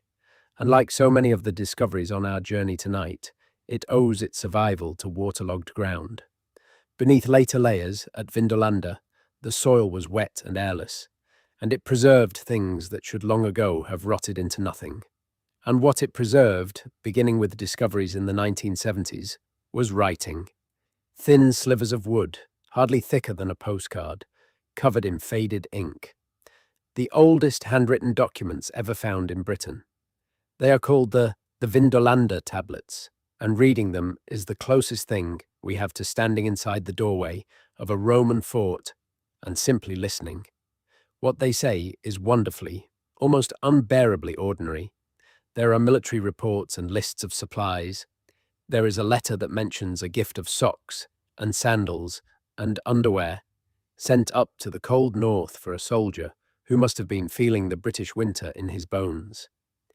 There is a faintly contemptuous Roman word for the local Britons, and most famously of all, there is an invitation to a birthday party, written by a woman named Claudia Severa to another woman, the wife of the fort's commander, asking her warmly to come and help make her birthday day a happier one. Part of that letter is thought to be written in Claudia Severa's own hand, which would make it one of the earliest pieces of writing by a woman known to survive from the entire Roman world. The mystery of Vindolanda is not dark or a frightening one. It is the simple, astonishing improbability of it, the fact that the most fragile thing imaginable, a few words scratched in ink on a shaving of wood by an ordinary person 2,000 years ago, should have outlasted the empire itself, and the marble palaces, and the emperors, and reached us, still legible, still warm, still talking about socks and birthdays in the dark. We travel south now, all the way to the west of England, to the city of Bath, where hot water rises out of the ground. It has always risen there, steaming and mineral-rich, for as long as anyone has known the place, and the Romans, who understood a sacred site when they saw one, built a great temple and bathing complex around the spring and dedicated it to a goddess they called Sulis Minerva, a blending of a local British deity with one of their own. And the people who came to that spring did something that has left us one of the most intimate and peculiar records of Roman daily life anywhere in the empire. They wrote messages to the goddess and threw them into the water. These messages are called curse tablets. They were scratched onto thin sheets of lead or pewter, often rolled up, sometimes with the writing reversed, and dropped into the sacred spring so that they would pass from the world of people into the keeping of the goddess. And they are, almost every one of them, complaints. The people of Roman Bath came to the spring, not to ask for blessings, but to seek justice, usually against thieves. Someone has stolen a cloak. Someone has stolen a bathing tunic, a ring, a quantity of coins, a pair of gloves. And the wronged person asks the goddess Sulis to act, to take her revenge upon the unknown thief, to deny them sleep and health and the ordinary comforts of life until the stolen thing is returned. Some tablets carefully list the names of everyone the writer suspects, hedging their curse so the goddess can sort out the guilty. It is petty and human and oddly tender in its way, this glimpse of ordinary people losing their possessions and their tempers 2,000 years ago. And one of the Bath tablets carries something stranger still. It appears to be written in a language that is not Latin, possibly the ancient Celtic tongue of the Britons themselves, which would make it almost the only written trace of a spoken language otherwise entirely lost. We cannot read it. The goddess, if anyone, can. Now we go to the high, lonely fells of Cumbria in the north of England, where in the year 2010, a man searching the ground with a metal detector found something that should not have been there at all. Buried in the upland turf, far from any known Roman town or fort, was a helmet. But it was not a soldier's plain iron helmet for the chaos of battle. It was a thing of bronze, and at the front of it was a face, a calm and beautiful mask of a young man's features, made to cover and conceal the face of whoever wore it, and above the face rose an elaborate crest in the shape of a griffin. This is the Crosby Garrett helmet, and it is a Roman cavalry sports helmet, one of only a handful ever found in Britain. Helmets like this were not for war. They were for display, for the dazzling cavalry tournaments the Romans held, in which riders, in gleaming masks and colourful gear, performed feats of horsemanship before a crowd. They were spectacle, theatre, the proud showing off of a cavalry unit's skill, which only deepens the question of the Crosby Garrett helmet, because it was not found at a fort, or a town, or anywhere a cavalry display might be expected. It was found crushed and folded into the ground in a remote and empty upland place, miles from anywhere obvious. Why was so precious and so showy an object brought up into the lonely hills and buried there? Was it an offering? Was it hidden in some forgotten emergency? Did it belong to a person living far from the centres of Roman life, who carried with them a piece of a brighter and more crowded world? The helmet cannot say. And there is a sadness in its modern story too, because after it was found, it was sold at auction to a private buyer for an enormous sum, and the beautiful calm-faced helmet passed out of public view, so that the mystery of it is now doubled, hidden once by the Roman soil and once again by the closing of a sale-room door. For the last two discoveries in this part of our journey, we go to the gentle farmland of Suffolk, in the east of England, and to two great treasures of Roman silver and gold that came up out of ordinary fields, and that both belong to the same uneasy moment in history, the very end of Roman Britain. The first is the Mildenhall treasure, a collection of around 30 pieces of magnificent Roman silver tableware, ploughed up from a Suffolk field during the years of the Second World War. At its heart is an object known as the Great Dish, a huge platter of solid silver, its surface crowded with the figures of the sea, the face of the ocean god staring out from the centre, wreathed in dolphins and seaweed, nymphs riding sea creatures around him, and beyond them a whirling procession of revellers, and the wine god and his followers. It is a masterpiece, the kind of object owned only by the very wealthy, and it was found, with its companions, simply lying in the soil. The circumstances of its discovery were murky and much argued over, with years passing before the treasure was properly declared, and even questions raised about exactly where and how it had really been found. But the deepest question is the one the silver shares with so much late Roman treasure. Why was it in the ground at all? That question becomes sharper still with the second Suffolk treasure, the Hoxton hoard, which is the largest hoard of late Roman gold and silver ever found in Britain. It was discovered in 1992, and the story of its finding is almost too charming to be true, because the man with the metal detector was not hunting for treasure at all. He was helping a friend search a field for a lost hammer. He found the hammer. He also found around 15,000 gold and silver coins and some 200 objects of precious metal, gold jewellery, silver spoons, a delicate gold chain made to be worn across the body, and tiny silver pepper pots, one of them shaped as a finely modelled Roman lady, and the hoard had not been thrown into the ground in panic. It had been packed, carefully, thoughtfully, into a wooden chest, with smaller boxes inside it, the way you would pack the things you loved and meant to keep. And that careful packing is the mystery of Hoxton, and of Mildenhall, and of so many other late Roman hoards across Britain. Both treasures were buried around the time the Roman world in Britain was coming apart, in the early 5th century, when the soldiers and the administration and the protection of the empire were draining away, and the island was sliding into an uncertain new age. Wealthy families, frightened by what was coming, gathered their precious things and hid them in the earth, intending, surely, to return when the danger had passed and lift their treasure back into the light. But they never came back. Not for the Hoxton chest, not for the Mildenhall silver, not for hundreds of other hoards buried in those anxious years. Whatever happened to those families, whatever fear or flight or death overtook them, they did not return, and their carefully buried treasures waited in the dark, not for the years they had imagined, but for 16 centuries, until a plough or a stranger, looking for a hammer, brought them up into a world the owners could never have dreamed of. When the Romans left Britain, the written record grew thin and then nearly went dark, and the centuries that followed used to be called, rather unfairly, the Dark Ages, as though nothing of worth happened in them at all. But the ground knows better.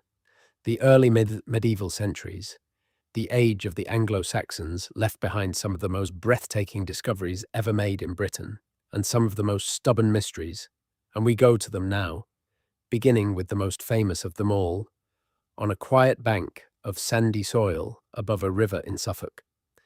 The place is called Sutton Hoo, and on the eve of the Second World War, a landowner named Edith Pretty, who had long wondered about the grassy mounds on her property, hired a local self-taught archaeologist named Basil Brown to dig into the largest of them. What Basil Brown found there is one of the great moments in the history of archaeology. As he worked carefully through the sandy soil, he began to find iron rivets, and then he understood the shape they were tracing. The wood had completely rotted away over the 13 centuries the mound had stood, but the sand had held its memory.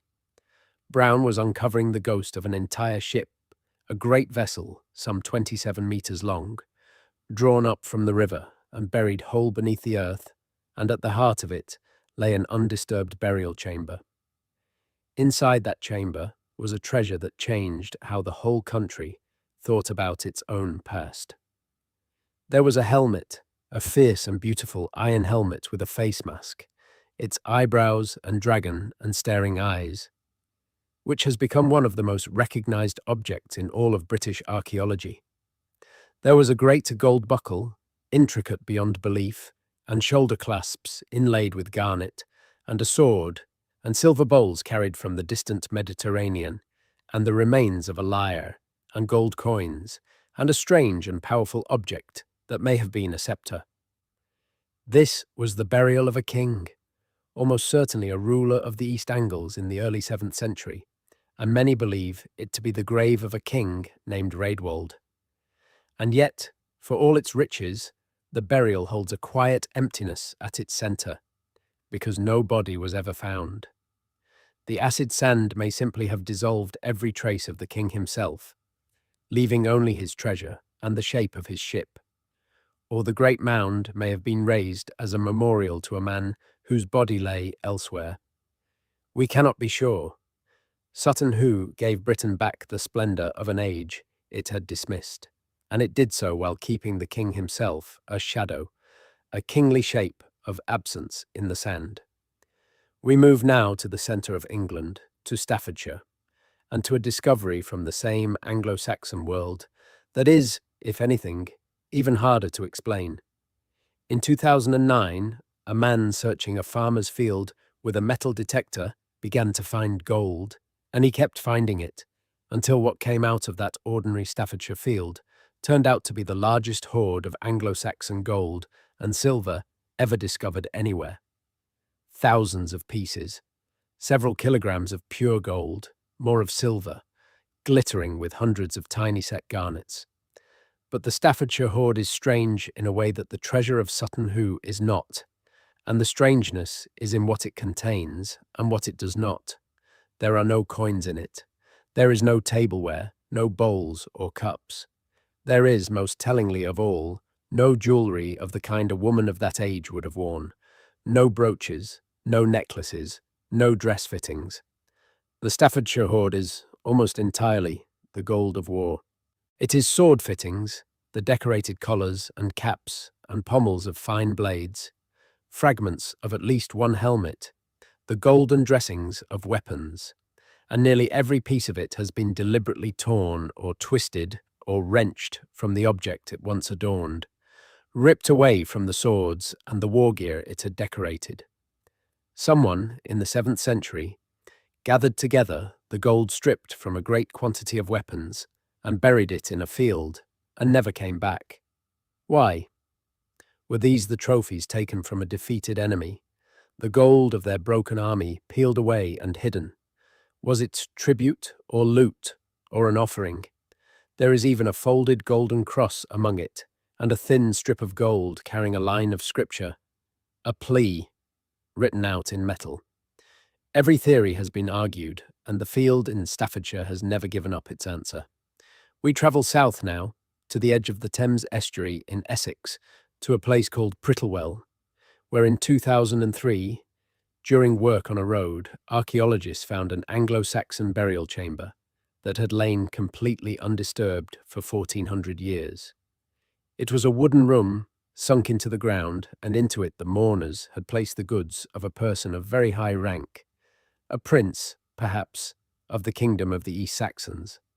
There was a folding stool, a thing that spoke of authority. There was a lyre for music.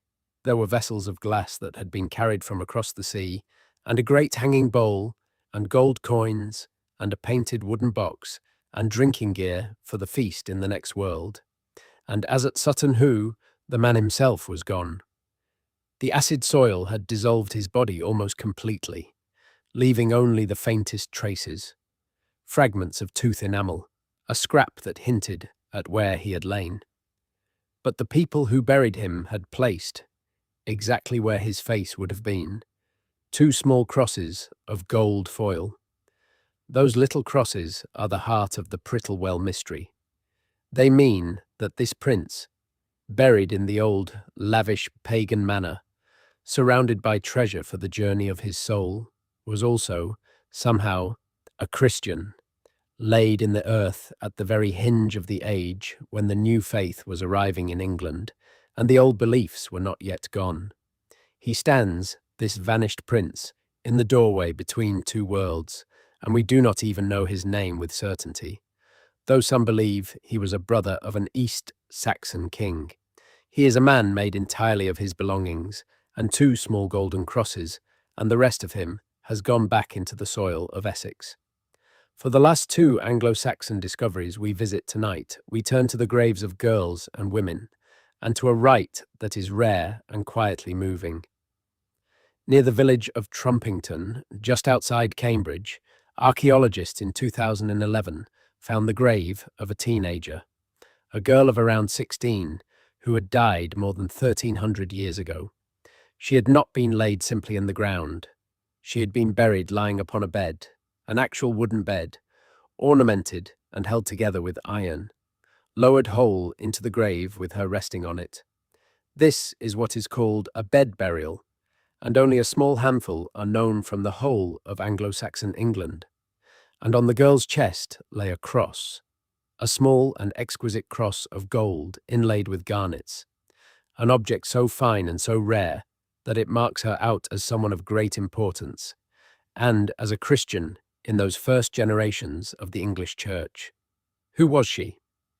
Recent study of the chemistry in her bones suggested that she had not been born near Cambridge at all, that as a young child, perhaps around the age of 7, she had travelled to England from somewhere far away, possibly from the Alpine region of Europe, a girl who crossed a continent as a child, who lived and died young in the fenland near Cambridge, who was important enough and Christian enough to be buried on a bed with a treasure of gold and garnet upon her heart.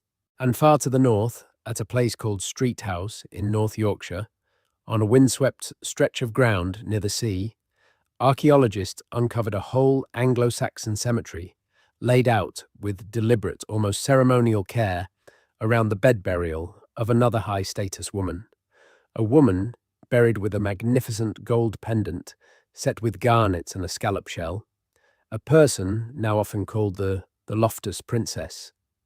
Who she was, why her small community lived in that remote and lonely place, why they arranged their graves so carefully about hers, we do not know. Both of them, the girl at Trumpington and the woman in the north, were clearly loved, clearly honoured, clearly thought worthy of a right given to almost no one. And both of them have kept their names and their stories sealed quietly in the early medieval dark. The centuries that followed brought new ships to the coasts of Britain, and with them a new layer of buried things. The people we now call the Vikings did not only raid and frighten and burn, they also settled and farmed and traded and married and grew old, and in the ground they left behind a scatter of treasure, so rich and so strange that even now archaeologists speak of it carefully, almost in a hush, as though the objects themselves were still listening. Let your breathing slow as we move into this part of the story. There is no hurry here. The events are more than 1,000 years gone, and they will wait for you, patient as stones, while you settle deeper into the warmth of where you are lying. In the autumn of the year 2014, on churchland in the region of Dumfries and Galloway in the southwest of Scotland, a man with a metal detector received a signal he could not explain. He was a hobbyist, careful and experienced, and he had been given permission to search the field. What he began to lift from the soil that day would become known as the Galloway Hoard, and it is, by almost any measure, the richest and most varied collection of Viking Age objects ever found in Britain or Ireland. It had been buried in layers, like a thing assembled with thought, like a parcel wrapped by someone who expected to come back. Near the top lay a cluster of silver arm rings, the kind of bullion that Viking Age people used as money, heavy and plain and practical. Below that lay a layer of earth, and then something far more delicate. There was a wooden box, long since collapsed, and within the space it had once held, there were objects of astonishing craft. There was a pectoral cross of silver, decorated with the symbols of the 4 gospel writers, its chain still coiled neatly beside it. There were brooches from across the islands, some of them clearly Irish, some of them from the lands of the Anglo-Saxons, some of them from the Norse world itself. And then there was the vessel, wrapped in layers of textile, cushioned and protected with what looks like real tenderness, was a lidded pot of silver, gilded and decorated, made in a style that points all the way to Central Asia, to the lands of the Sasanian Empire, far to the east. Inside that single small pot, the people who buried the hoard had placed their most precious things. There were beads and brooches and curls of gold. There was a tiny rock crystal jar, carved long before the Viking Age, with a Latin inscription, telling us that a bishop named Higwold had ordered it made. How an object like that travelled from the workshops of one world into a buried pot in a Scottish field, no one can fully say. Think, as you lie there, of the distance held inside that one container. Silver from the east, gold from who knows where, crystal carved for a bishop, textiles wrapped with care, all of it gathered by hands we cannot name and placed in the ground in a single quiet act. The people who buried the Galloway hoard meant to return for it. The arrangement is too careful, too loving, to be anything else. They wrapped their treasures the way you might wrap something to keep it safe for a child, and then, for reasons that are lost to us completely, they never came back.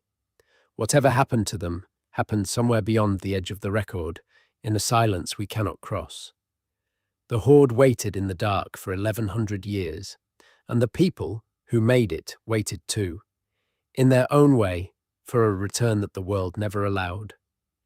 There is a tenderness in that, and also a sorrow, and the two of them together make a feeling that is strangely restful, the way an old sadness can be restful once enough time has passed. Let it settle over you softly. The treasure is safe now. It is cared for. The long wait is over. Some years before the Galloway hoard came to light, another great Viking treasure had already been famous for well over a century. In the year 1840, workmen were repairing the bank of the River Ribble in Lancashire, near a place called Cuerdale, when their tools struck a lead chest buried in the earth. When they opened it, they found themselves looking at something almost beyond counting. The Cuerdale hoard, as it became known, held around 8,600 objects. There were coins by the thousand, and there was silver bullion, hacked and chopped into pieces, arm rings and ingots and fragments. The working currency of the Viking world.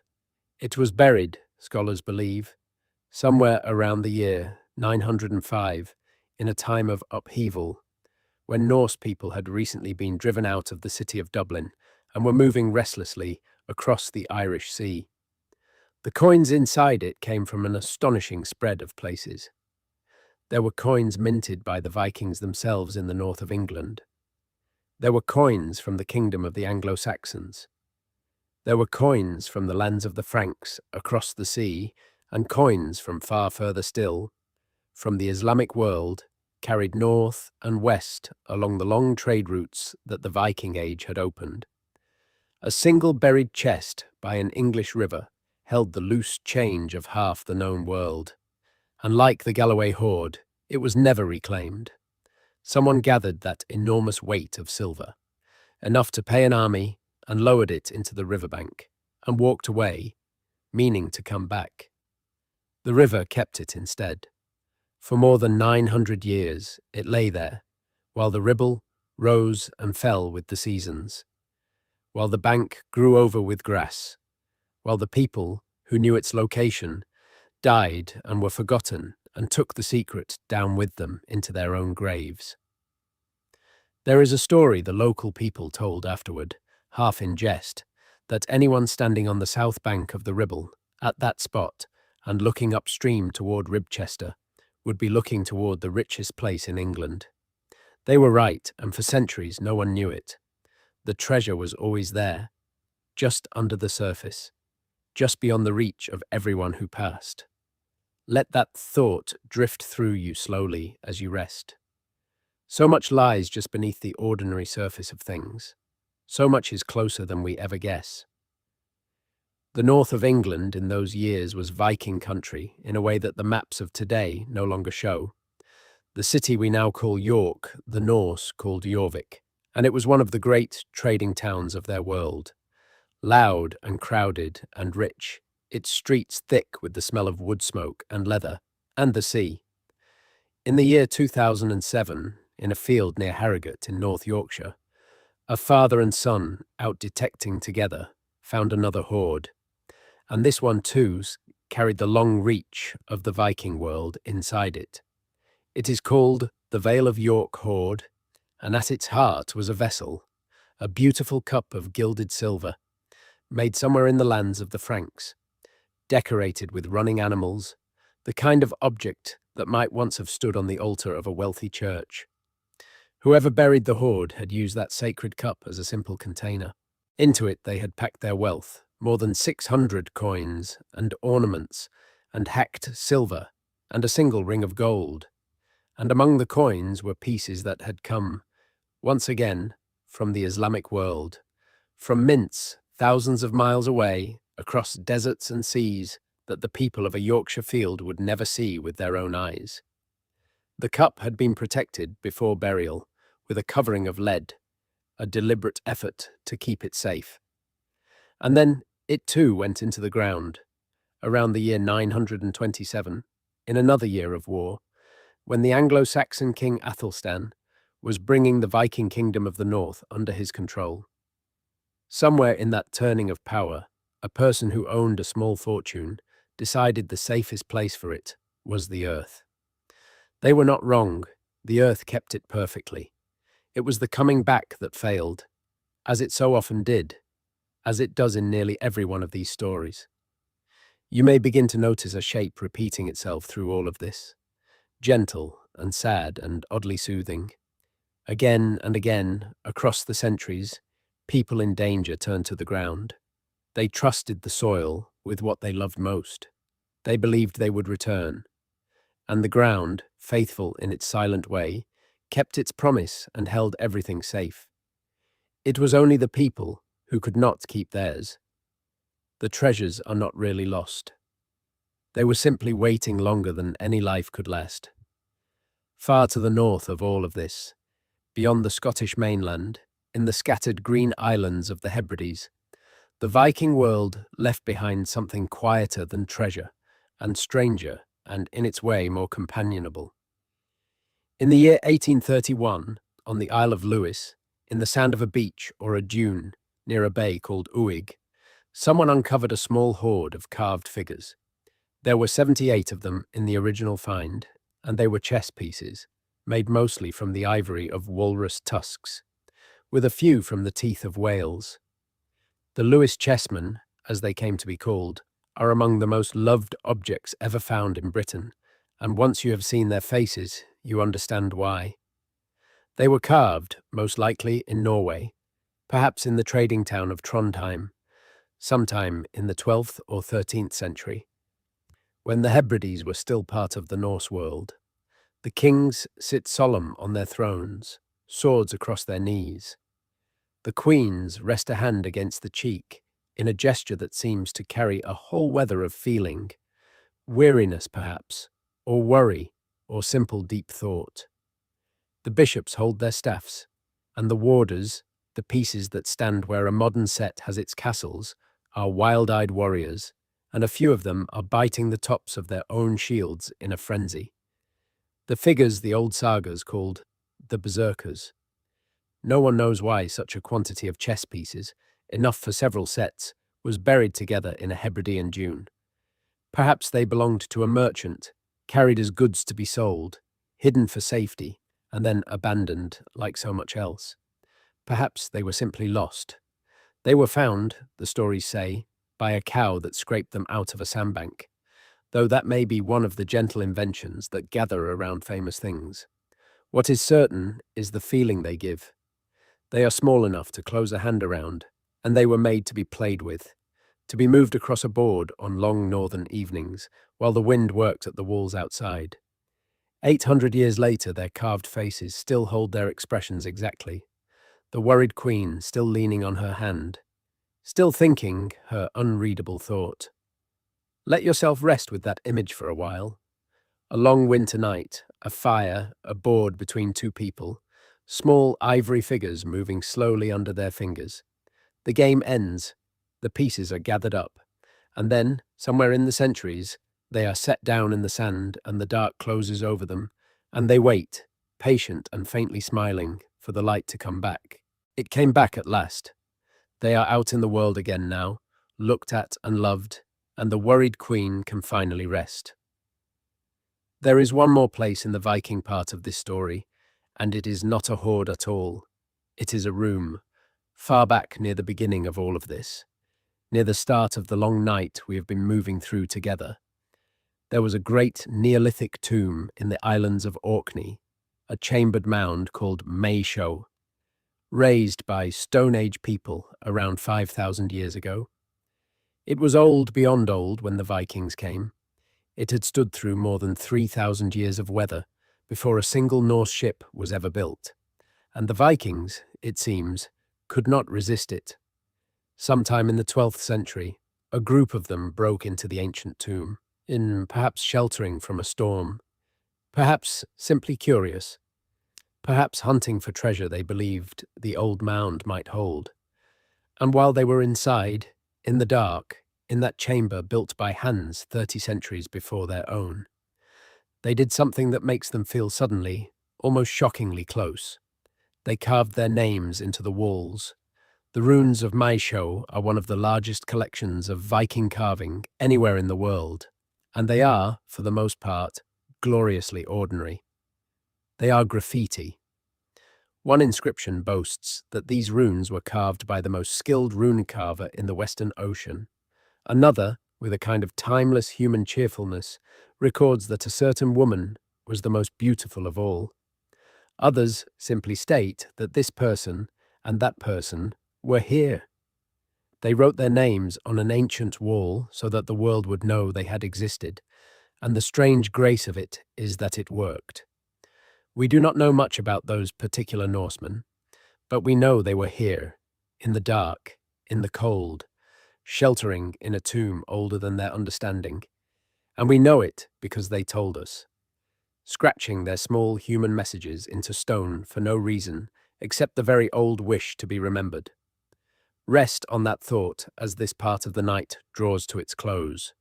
A Stone Age tomb, a Viking shelter, a few names cut into the rock by firelight. Thousands of years folded together in a single dark room. The people who built Maeshowe and the people who broke into it are equally gone now, equally quiet, and the names on the wall hold them both. Everything gathered, everything kept, nothing, in the end, entirely lost. We have travelled a long way through time together, and you have done it gently, letting the centuries pass over you like slow water. We began in the cold of the last ice age, and we have come forward through the building of the great stone circles, through the working of bronze and iron, through the coming of Rome and its leaving, through the Anglo-Saxon dark and the age of the Viking ships. That is a great deal of time. It is more time than the mind can really hold, and you do not need to hold it. You can let it go now, all of it, and simply rest in the last stretch of this long night. For this final part of the story, we are going to loosen our grip on the calendar. We have been walking forward in order, century after century, and that was a good way to travel while you were still settling. But sleep does not move in straight lines, and neither, in the end, do the deepest mysteries. So for what remains, we will simply wander. We will move from place to place and from question to question, the way a mind moves at the edge of sleep, drifting, unhurried, following no thread but the quiet pull of wonder. These are the discoveries that resist all dates, the ones that belong less to a particular year than to the long, strange dream of the island itself. Let your shoulders soften, let the weight of the day finish leaving you. There is nothing left to do tonight but listen. We begin at the river.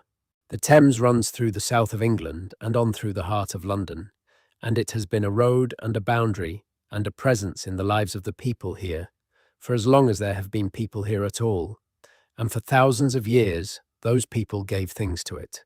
Not by accident, not as rubbish. They carried their finest objects to the water, and they let them go, and the river took them down into its mud and kept them. And slowly, over the centuries, it gathered one of the most extraordinary collections of treasure of any river on earth. The most famous of these gifts is a shield, or rather, the bronze facing of a shield, found in the Thames at Battersea in the 1850s when workers were digging in the riverbed. The Battersea shield is a masterpiece of Iron Age Celtic art. It is worked in bronze and inlaid with red glass or enamel, and its surface swirls with the flowing, curling, almost living patterns that the Iron Age craftsmen loved. It is too thin, too fine, too perfect to have ever been carried into a real battle. It was made to be beautiful, and it was made, almost certainly, to be given to the river. And it was not alone. The Thames has yielded helmets, and swords, and spears, and great decorated cauldrons, objects of value and labour and skill, lowered or thrown into the water across more than 1,000 years. We call these things river offerings, and the truth is that we are guessing at the word. We do not really know what was happening at the water's edge on the days these gifts were made. We do not know if the river was thought of as a god, or as a doorway, or as the home of the dead, or as something else for which we have no word at all. We only know that for a very long time, the people of this island believed the water deserved their best, and they gave it freely, and they walked home with empty hands. There is a particular kind of mystery in that, and it is worth resting on as you lie there in the dark.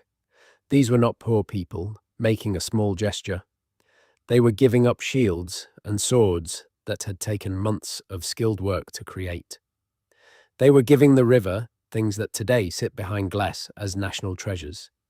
And they did it on purpose, with intention, as part of something that mattered to them more than the keeping of wealth. We have the objects.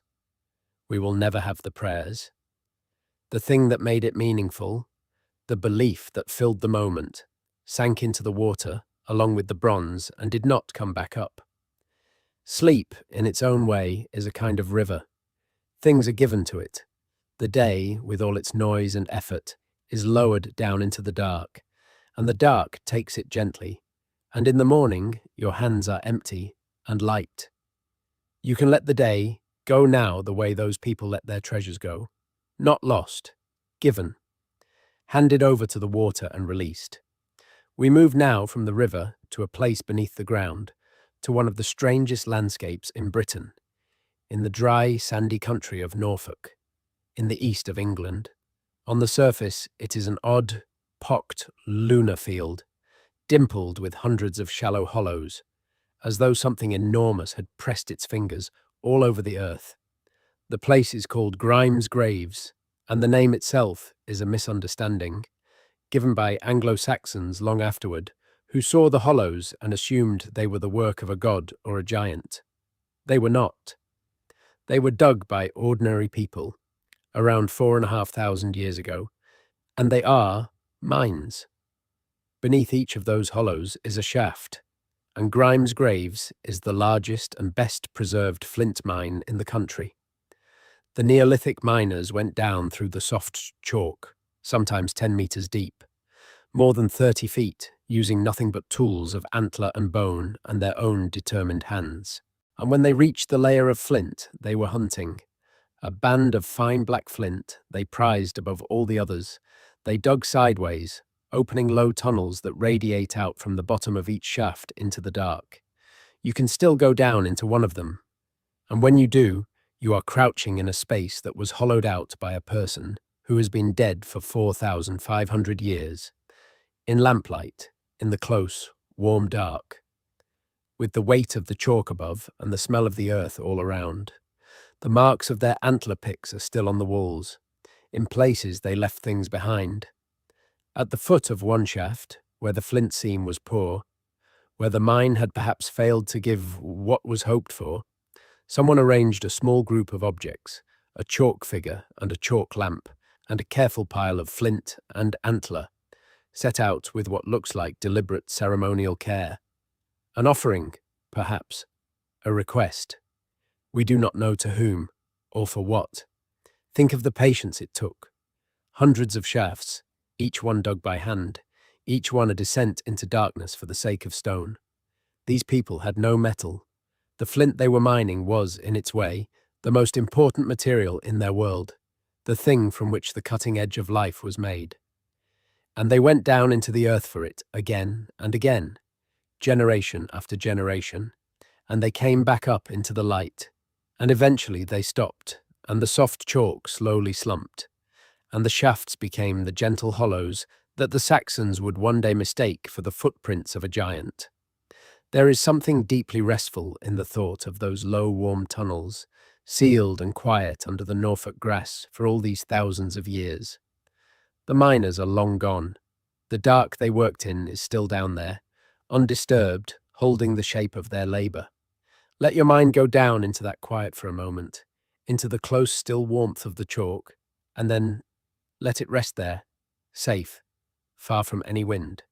Not far from Stonehenge, in the same stretch of ancient and crowded country, the ground has recently given up a secret that genuinely astonished the people who study it.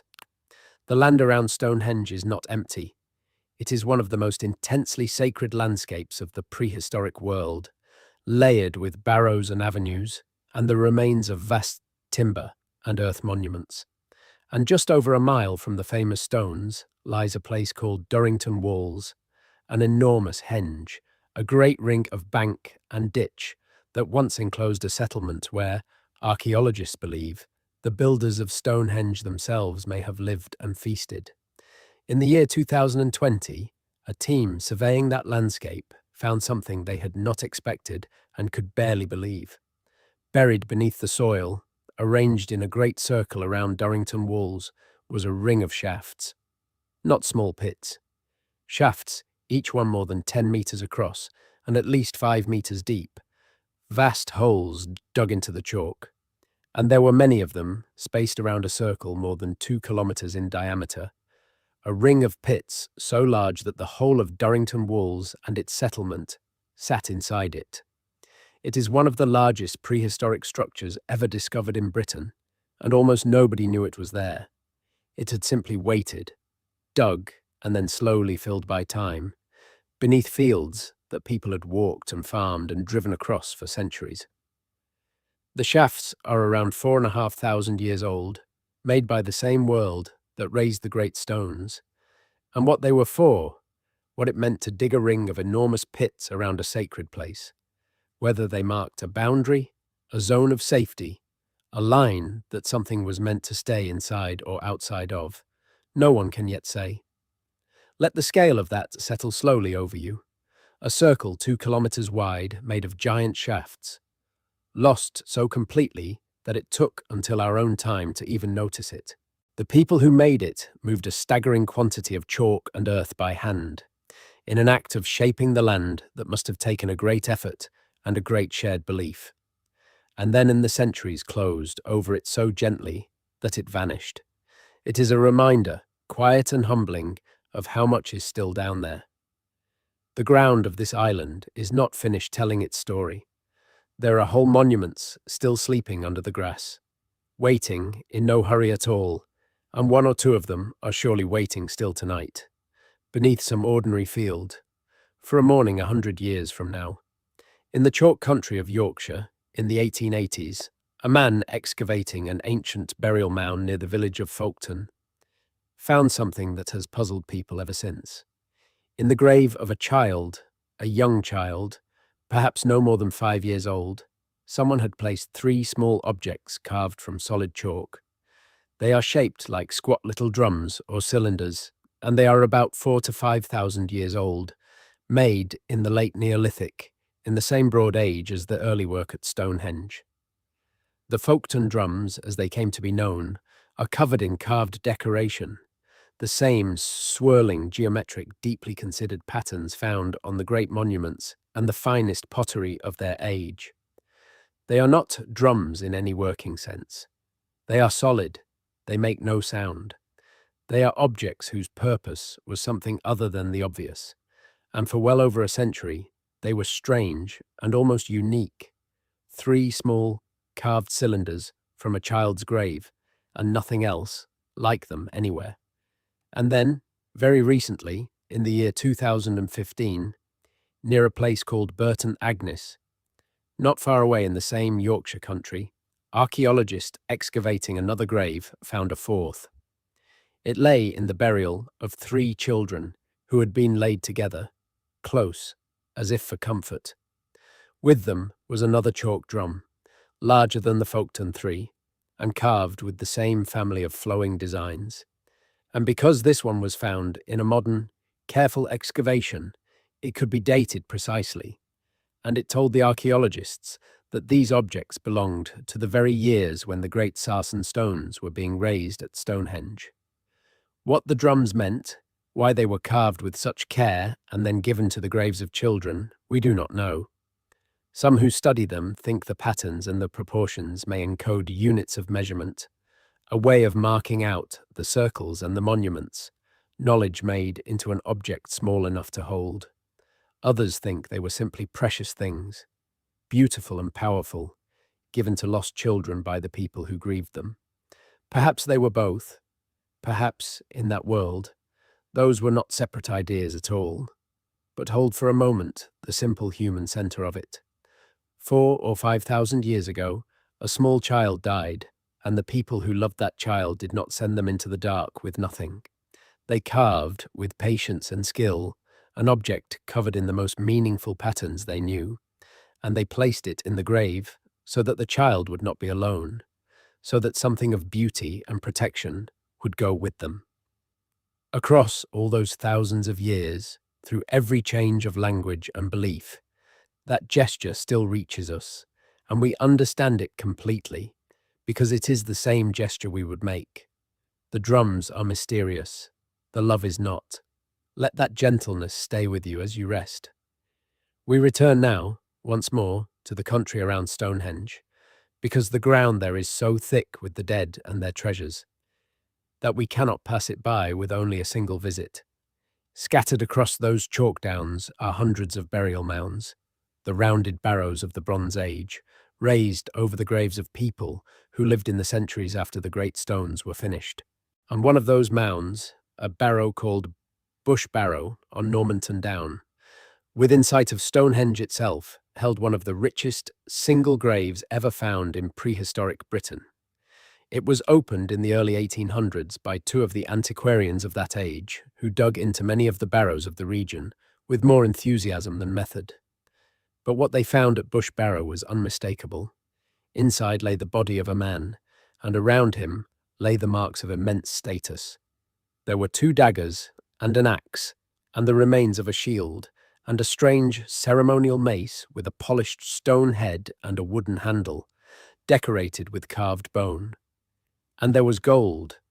Upon the man's chest had lain a large lozenge of sheet gold, a flat diamond shape, its surface engraved with fine, precise, concentric patterns. Line within line within line, worked with a delicacy that is hard to credit in an object so old. There was a smaller gold lozenge as well, and a gold belt fitting, and the gold studs that had once decorated the handle of one of the daggers, thousands of them, each one a tiny pin of gold, thinner than a hair, set into the wood to make a shimmering pattern. The work is so fine that some scholars doubt whether it could be done today without a magnifying lens, and yet it was done 4,000 years ago, in the early Bronze Age, by someone whose eyes and hands we will never know. The man in Bush Barrow has been called, perhaps too easily, the King of Stonehenge. We do not know that he was a king. We do not know what word his people would have used for him at all. But he was someone whose death mattered enormously. Someone laid to rest within sight of the greatest monument in his world. Someone sent into the ground, wrapped in gold and weapons and the unmistakable signs of power. And the great gold lozenge on his chest, with its careful ruled lines, may have been more than ornament. Some who have studied it believe its angles align with the rising and setting of the sun across the year, that it was, in effect, a kind of map of time worn over the heart. Let that image rest gently in your mind as you lie there.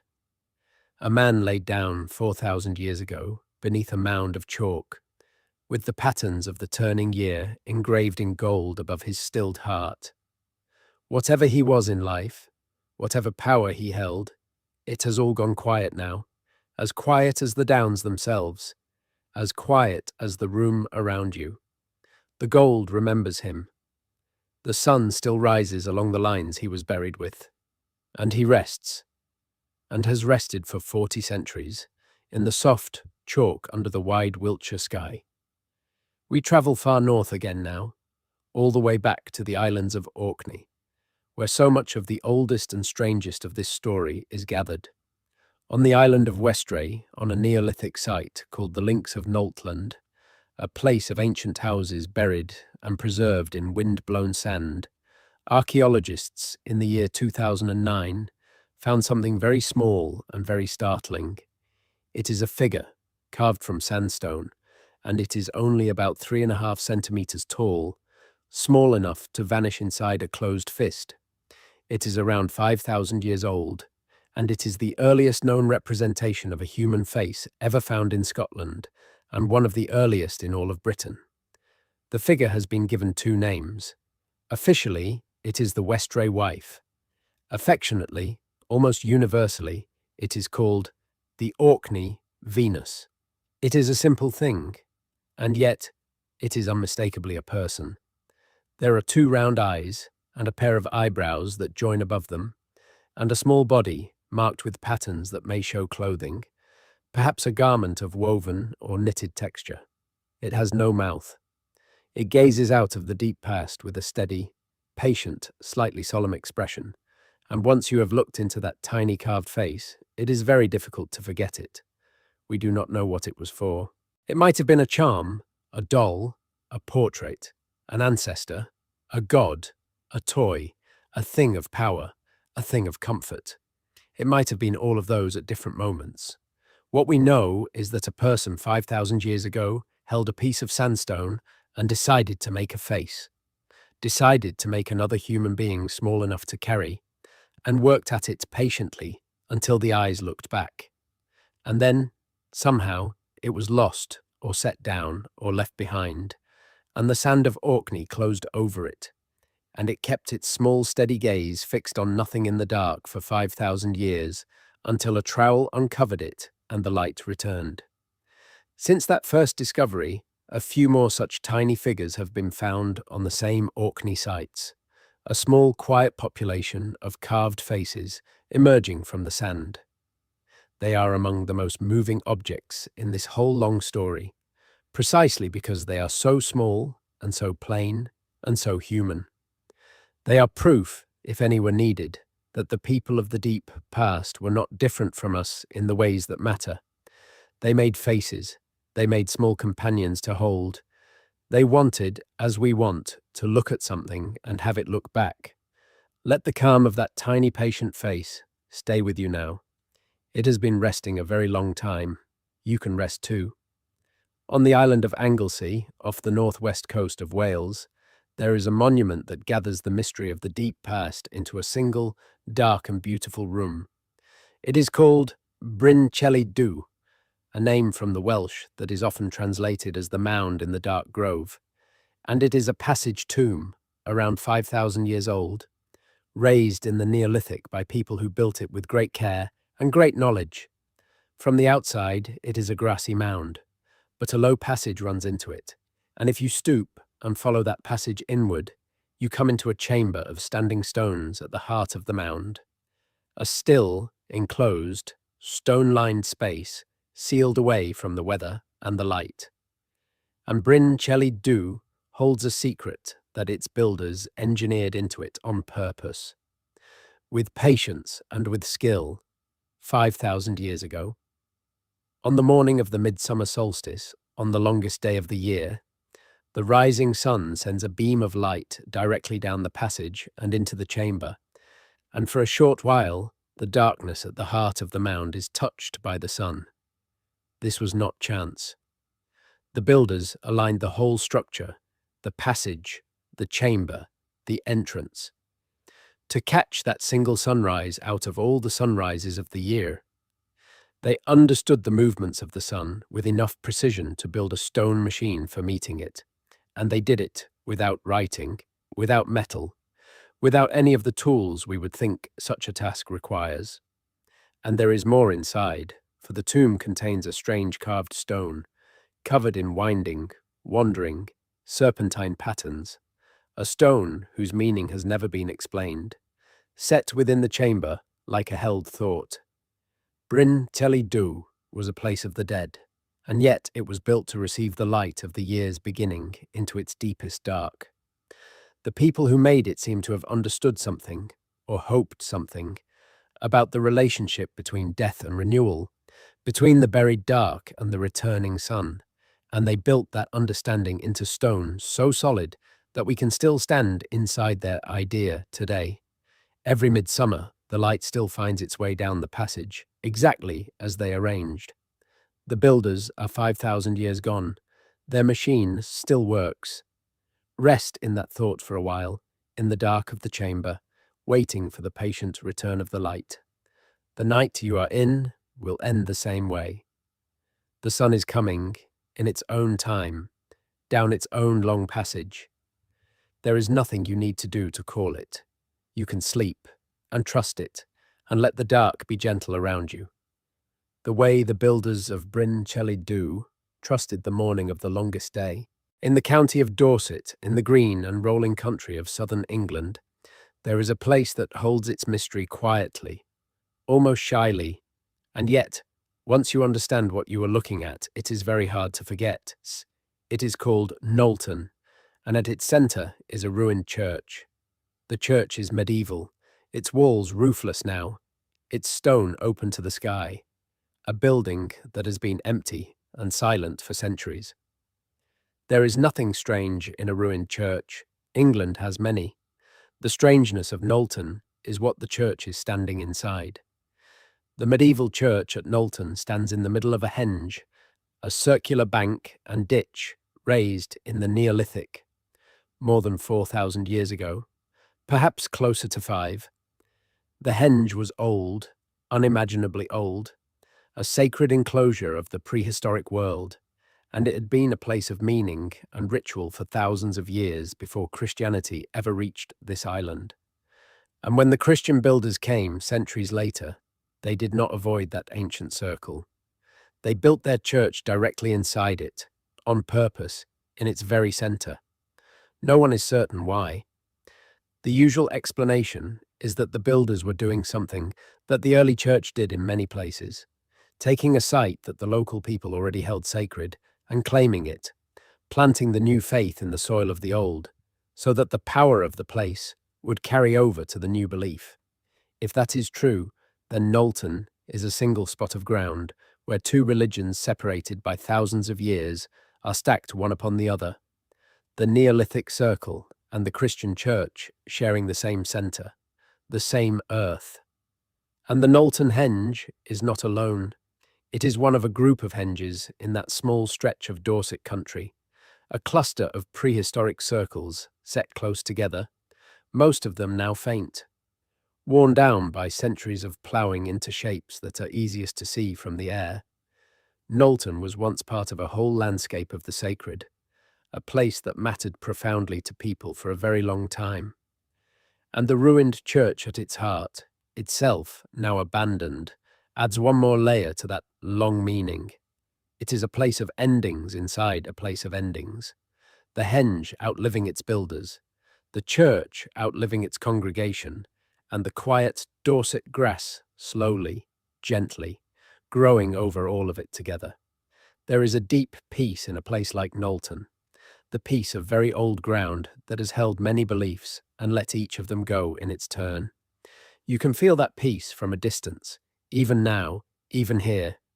Beliefs change, buildings empty, the circle remains, and the grass grows, and the night comes down the same as it always has. We will gather one last small treasure before we let the story rest, and it is a thing of pure beauty, with very little known about it at all. Across Bronze Age Britain, in a handful of graves and hoards, archaeologists have found cups made of gold. They are small, these cups, the size of a teacup or a little less, and they are worked from single sheets of gold beaten and shaped with great skill. sometimes ribbed and corrugated to give them strength and a play of light. One of them, the Rillerton Cup, was found in a burial mound in Cornwall in the 1830s, and for many years, by a strange turn of history, it is said to have sat on a royal dressing table holding collar studs, its true age and meaning half forgotten. Another, the Ringlemere Cup, came out of a field in Kent in the year 2001, crushed almost flat by the centuries and by the plough, but unmistakably the work of the same lost tradition. These golden cups are around 4,000 years old. They held something, once, at some moment that mattered. A drink, perhaps, raised at a feast, or poured out as an offering, or shared between people at a marriage, or a funeral, or the marking of a season. We will never know what filled them, or whose lips touched their rims. We have only the cups themselves, thin and bright and beautiful. The gold as warm and unfaded as the day it was made, because gold does not rust or rot or tarnish. It simply waits, exactly as it was, holding the shape that someone's hands gave it 4,000 years ago. That is a good thing to carry with you down into sleep. Somewhere out there, in the dark of a museum case, a small cup of gold is sitting perfectly still, exactly as bright as it was when a Bronze Age craftsman finished it and set it down. The hand that made it is gone.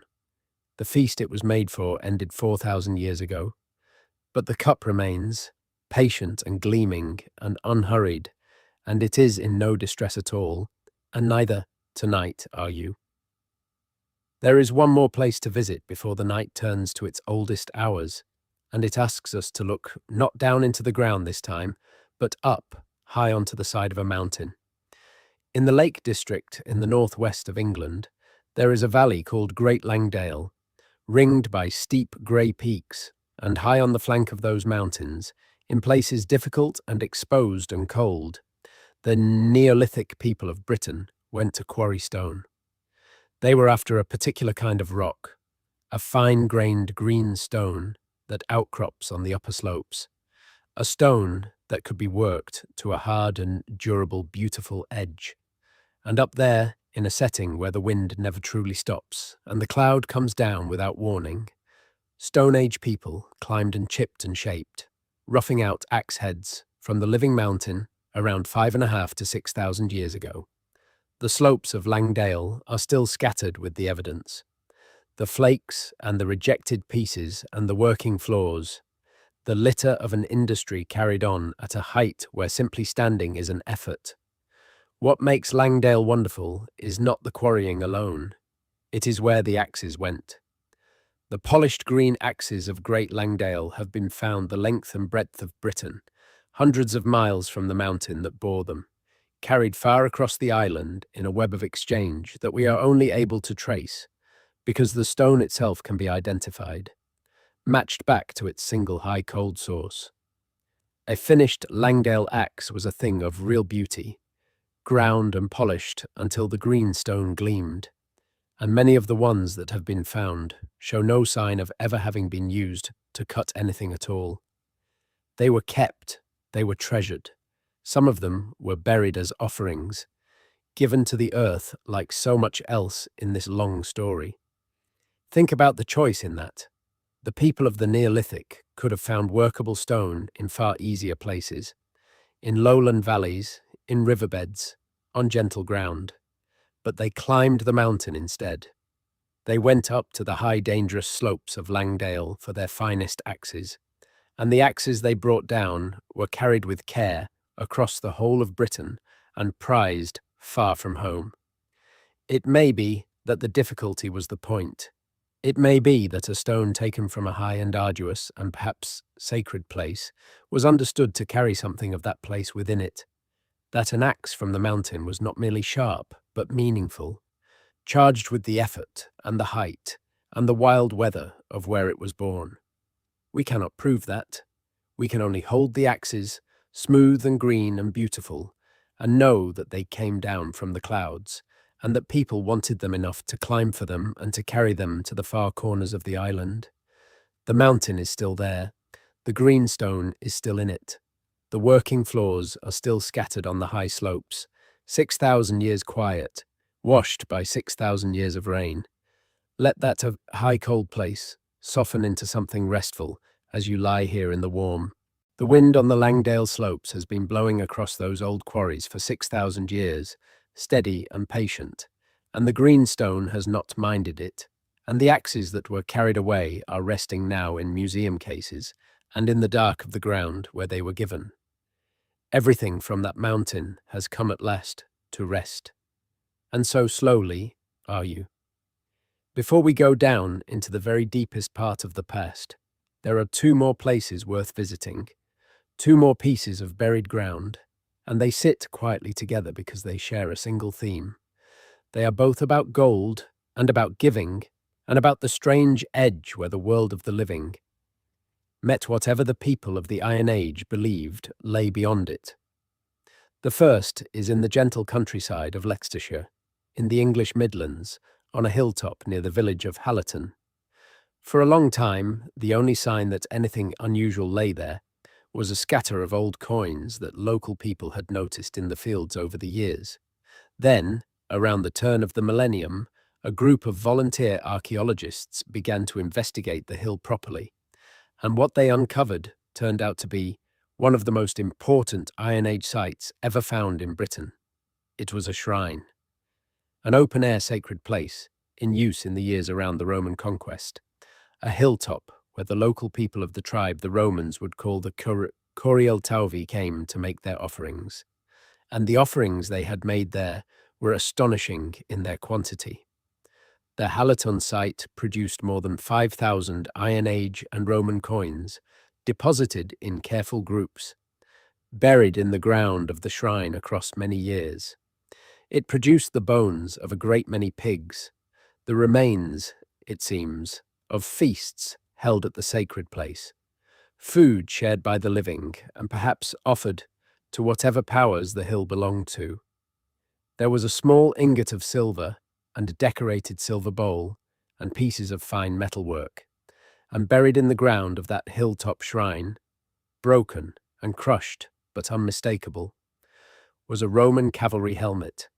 It was a beautiful and elaborate thing, made of iron and covered with a skin of silver and decorated with gilding, and on its cheek pieces were worked figures, a scene that may show a Roman emperor on horseback riding above a figure who personifies victory.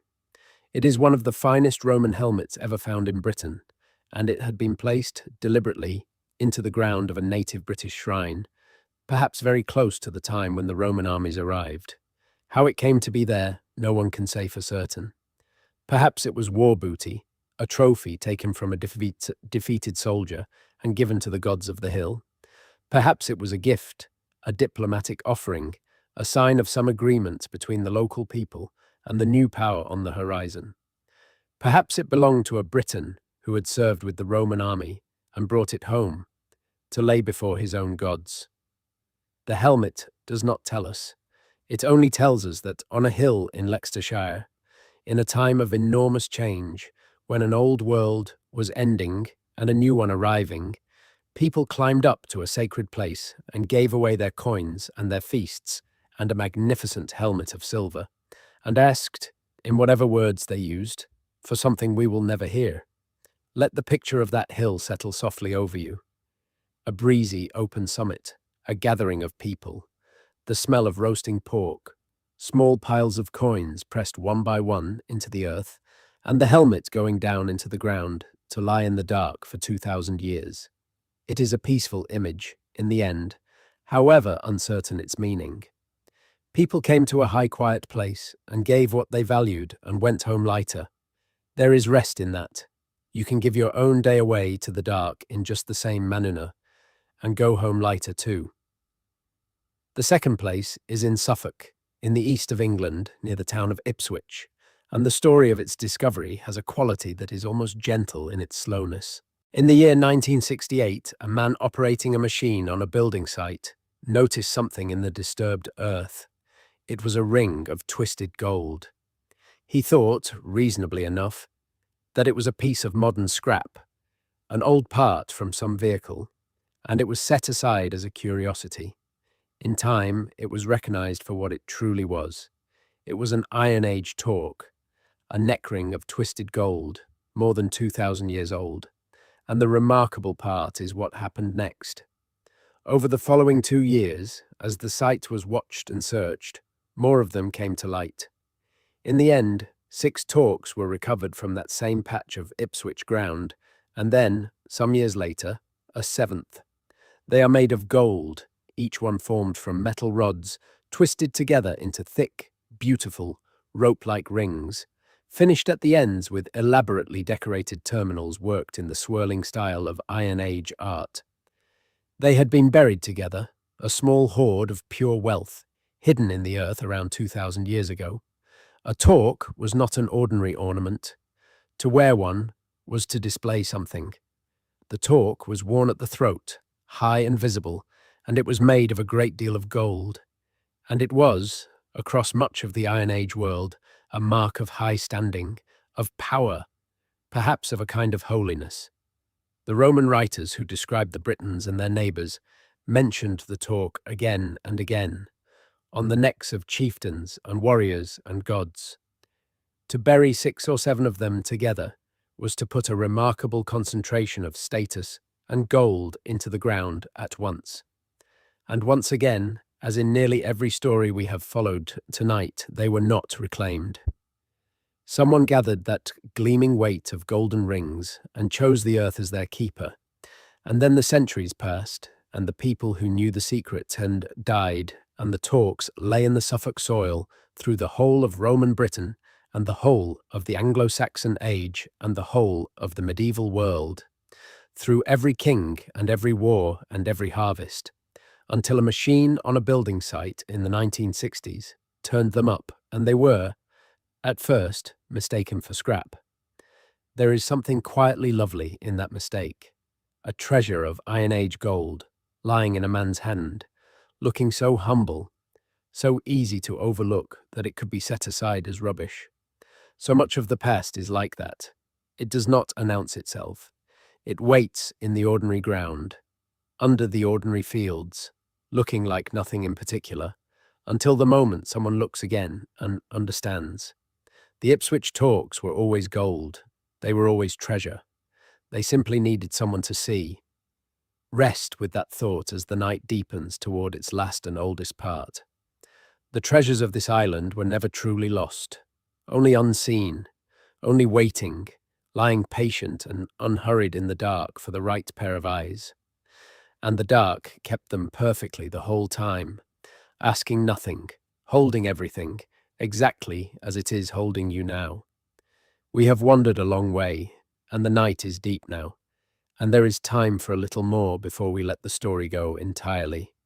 We have loosened our hold on the calendar, and so we can do something now that we could not do at the beginning. We can go further back than we have ever gone. We can go back past the stone circles, past the first farmers, past the hunters of Starcar with their antler headdresses, back into a darkness so old that the very land was a different shape. Lie still, and let me take you there gently, because it is a strange and beautiful country, and it is one you have never seen, and no living person ever will. Beneath the grey water of the North Sea, between the east coast of England and the coast of the Netherlands and Denmark, there is a drowned country. It has a name now, given to it by the people who study it. They call it Doggerland, and for many thousands of years it was not sea at all. It was land, good land, low and green and rich, a wide plain of rivers and marshes and gentle hills, and people lived there. When the last ice age held the world, so much of the planet's water was locked up in ice that the sea levels were far lower than they are today, and Britain was not an island. It was simply the high western edge of a great continent, and where the North Sea now rolls, there was a landscape full of life. There were rivers winding through it, and forests, and herds of deer, and wild horses, and aurochs. The huge wild cattle of the old world. And there were people, hunting and fishing and gathering, walking across ground that is now fathoms beneath the waves. We know this because the sea floor still gives up its evidence. For more than a century, the fishing boats that trawl the North Sea have been pulling strange things up in their nets. They have brought up the bones of mammoths and woolly rhinoceros. They have brought up the tools of Stone Age people, harpoons of bone and antler, beautifully made, that last touched a human hand when the place they were dropped was dry land. There is a famous barbed point that was dredged up from a depth that was once a peat bog, a thing made and used and lost in a country that has been underwater for thousands of years. And then, slowly, the ice melted and the water rose. It did not happen in a single dramatic flood, for the most part. It happened across generations, a little each lifetime, the sea creeping a little higher, the marshes spreading, the rivers backing up, the dry paths turning soft and then turning to water. The people of Doggerland would have watched their world shrink. The places their grandparents had hunted became the places their grandchildren could not reach. And in the end, the land was gone. All of it, the hills and the rivers and the forests, drowned and sealed beneath the sea. And Britain was an island, and it has been an island ever since. There is a particular kind of wonder in Doggerland, and it is a quiet one, and it is good for the edge of sleep. An entire homeland, lived in and loved and known intimately by thousands of people across thousands of years, lies under the cold water now, dark and silent, its forest pressed flat into beds of peat. The people are long gone. Their country is still there, in a way, just changed, just covered, just resting beneath the waves.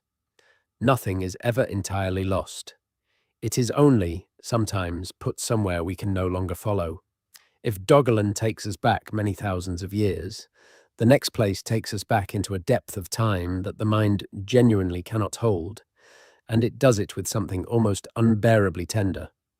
On a beach at Happisburgh, on the coast of Norfolk, where the soft cliffs are forever crumbling into the sea, the waves in the year 2013 stripped away a layer of sediment and exposed a surface of ancient mud, and pressed into that mud were footprints. They were human footprints. There were several of them, a small scatter as though a little group had walked across an estuary mudflat together, adults and children among them, their bare feet pressing into the soft ground by the edge of an ancient river. The scientists who found them worked in a desperate hurry, recording and photographing them as fast as they could, because the same sea that had revealed the prints was already washing them away, and within a fortnight they were gone. But before they vanished, the prints were dated, and the date is one of the most astonishing numbers in all of archaeology. The footprints at Happisburgh are around 900,000 years old. 900,000. They are the oldest known human footprints anywhere outside of Africa. The people who made them were not quite us, not our exact kind, but they were our ancestors, an early human people, walking upright along a riverbank in a Britain that was joined to the continent, in a climate that swung between warm and bitterly cold, in a world that had no farms and no language we would recognize and no name for itself at all. And yet, they walked. A small family group, or something like a family, crossed a patch of mud, one ordinary day, 900,000 years ago, and their feet left marks, and the marks were buried, and they survived, against odds beyond all reckoning, until a single fortnight in our own century, when the sea uncovered them and let us see, and then took them back. Hold that, softly, as you lie in the dark. 900,000 years ago, a child walked beside an adult along a river in a place that would one day be called Norfolk. And we know it, we have seen the very prints. And then the sea closed over them again, as if to say that some things are shown to us only briefly and then returned to the keeping of time. The people of Happisburgh are the deepest ancestors this island knows. Everyone in this whole long story, the Viking and the Roman and the builder of Stonehenge and the hunter of Carr, all of them came after. And under it all, At the very bottom, there is a family walking on a beach, and they are at peace, and the mud is soft, and the river is quiet. There is one more, and it brings us back to a single person, and to the very beginnings of the study of the deep past in Britain. In a cave on the coast of the Gower Peninsula in South Wales, in the year 1823, a clergyman and pioneering geologist named William Buckland was excavating, and he found a human skeleton. The bones had been laid in the earth deliberately, and they had been stained a deep red, coloured with red ochre, a pigment of the earth, scattered or rubbed over the body at the time of burial. Beside the bones lay ornaments, rods and rings worked from ivory, and seashells that had been pierced to be worn. Buckland, looking at the red staining and the ornaments, and reasoning, by the ideas of his own time, concluded that the skeleton was that of a woman, and probably, he thought, a Roman of low repute, and so the burial was given the name it still carries, a name that has outlived every part of the explanation behind it. It is called the Red Lady of Paviland. Almost everything Buckland believed about the burial turned out to be wrong, and the truth, when modern science finally reached it, was far more extraordinary than anything he had imagined. The Red Lady is not a woman. The skeleton is that of a young man, and the burial is not Roman. It is one of the oldest ceremonial human burials known anywhere in Western Europe. The young man of Paviland was laid in that cave and stained with red ochre, and given his ivory ornaments around 33,000 years ago, in the depths of the last ice age. 33,000 years. When that young man was buried, the great ice sheets were not far to the north. The cave looked out, not over the sea as it does today, but over a wide, cold plain, a tundra grazed by mammoths, with the coast many miles distant. And into that cave, a community of Ice Age people carried one of their own. And they did not simply leave him. They prepared him. They coloured him with the red of the earth, the colour of blood and of life. And they laid beside him things of value and beauty. And in doing so, they told us, across 33,000 years, that they believed his death was not the end of him, that a person mattered, that a body deserved care and ceremony, and the company of beautiful things on its journey into the dark. That is, in a sense, where this whole long story began. Not with stone circles, not with gold, not with kings. It began with a small band of Ice Age hunters in a cold cave, deciding that a dead young man should be sent into the earth with red, ochre, and ivory, deciding that grief should be answered with ritual and with care. Every burial mound in this story, every grave good, every offering to a river, every chalk drum laid beside a lost child, is in some sense a descendant of what those people did in the cave at Paviland.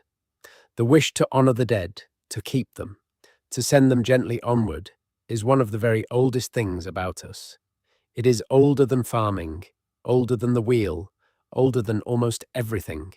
It was already old when the young man was laid in the red earth 33,000 years ago. Let that settle over you now like a blanket drawn up in the dark. For as long as there have been people on this island, there have been people who cared for one another, who marked a death with tenderness, who could not bear to let the ones they loved go into the ground with nothing. That care has never once been broken. It has been passed down, hand to hand, grave to grave, across 33,000 years, all the way to you, lying here, warm and breathing and alive, at the near end of an unimaginably long line of people who looked after each other in the dark. We have two last things to look at before the night closes over, and then we will let the story rest, and you with it. They are small things, in their way, and quiet, and they make a gentle place to end.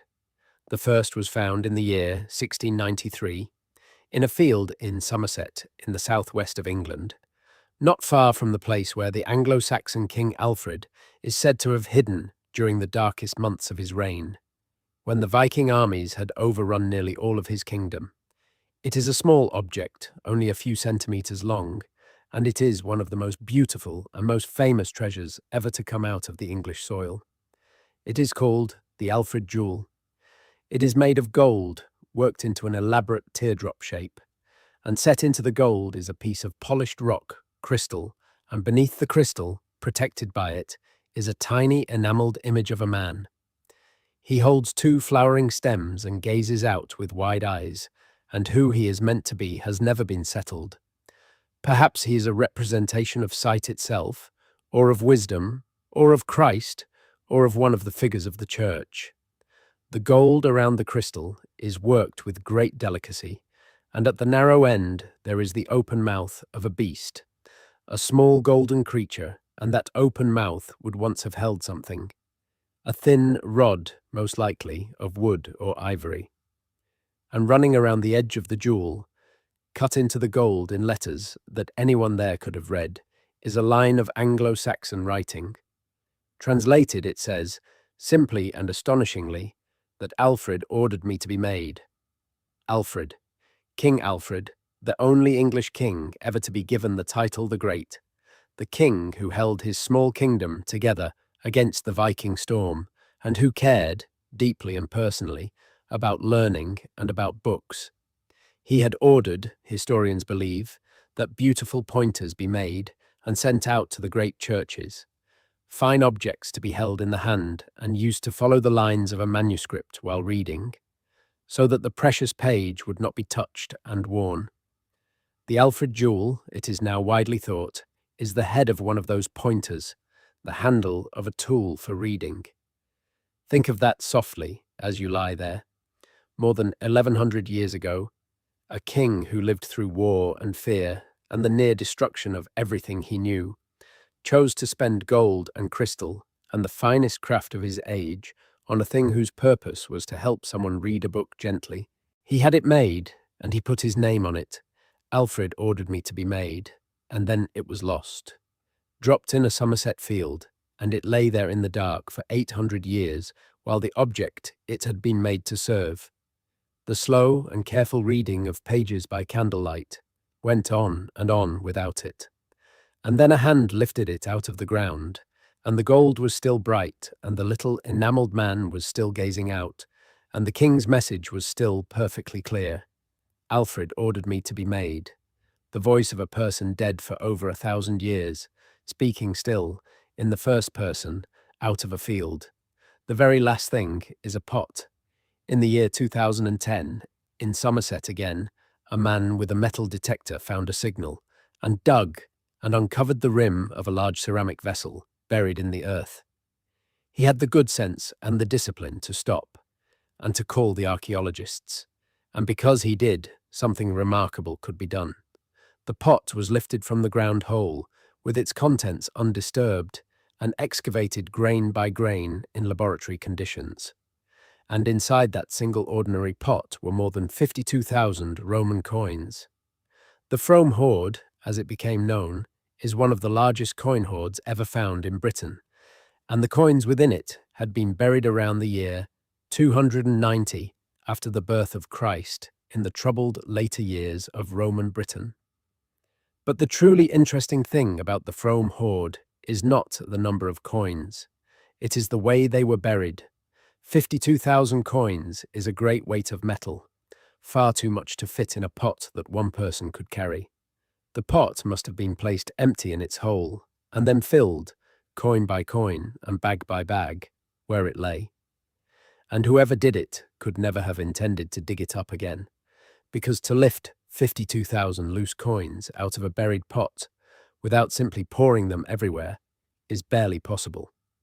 So the archaeologists came to believe that the Frome hoard was never meant to be recovered at all. It was not a savings account hidden for safekeeping. It was, most likely, an offering. A gift to the gods, or to the earth, or to whatever the people of that time and place believed was owed a gift. 52,000 coins, a genuine fortune, gathered and carried and poured into the ground not to be kept, but to be given, surrendered completely, handed over to the powers of the world with no thought of return.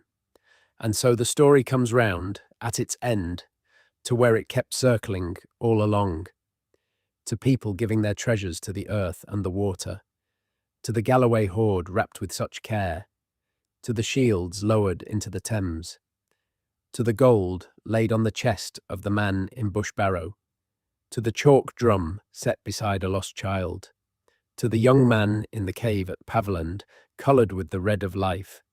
Again and again, across 900,000 years, the people of this island took the things that mattered most to them and placed them into the ground, sometimes in fear, sometimes in grief, sometimes in hope, sometimes in an act of pure devotion, whose meaning we can only feel the edges of.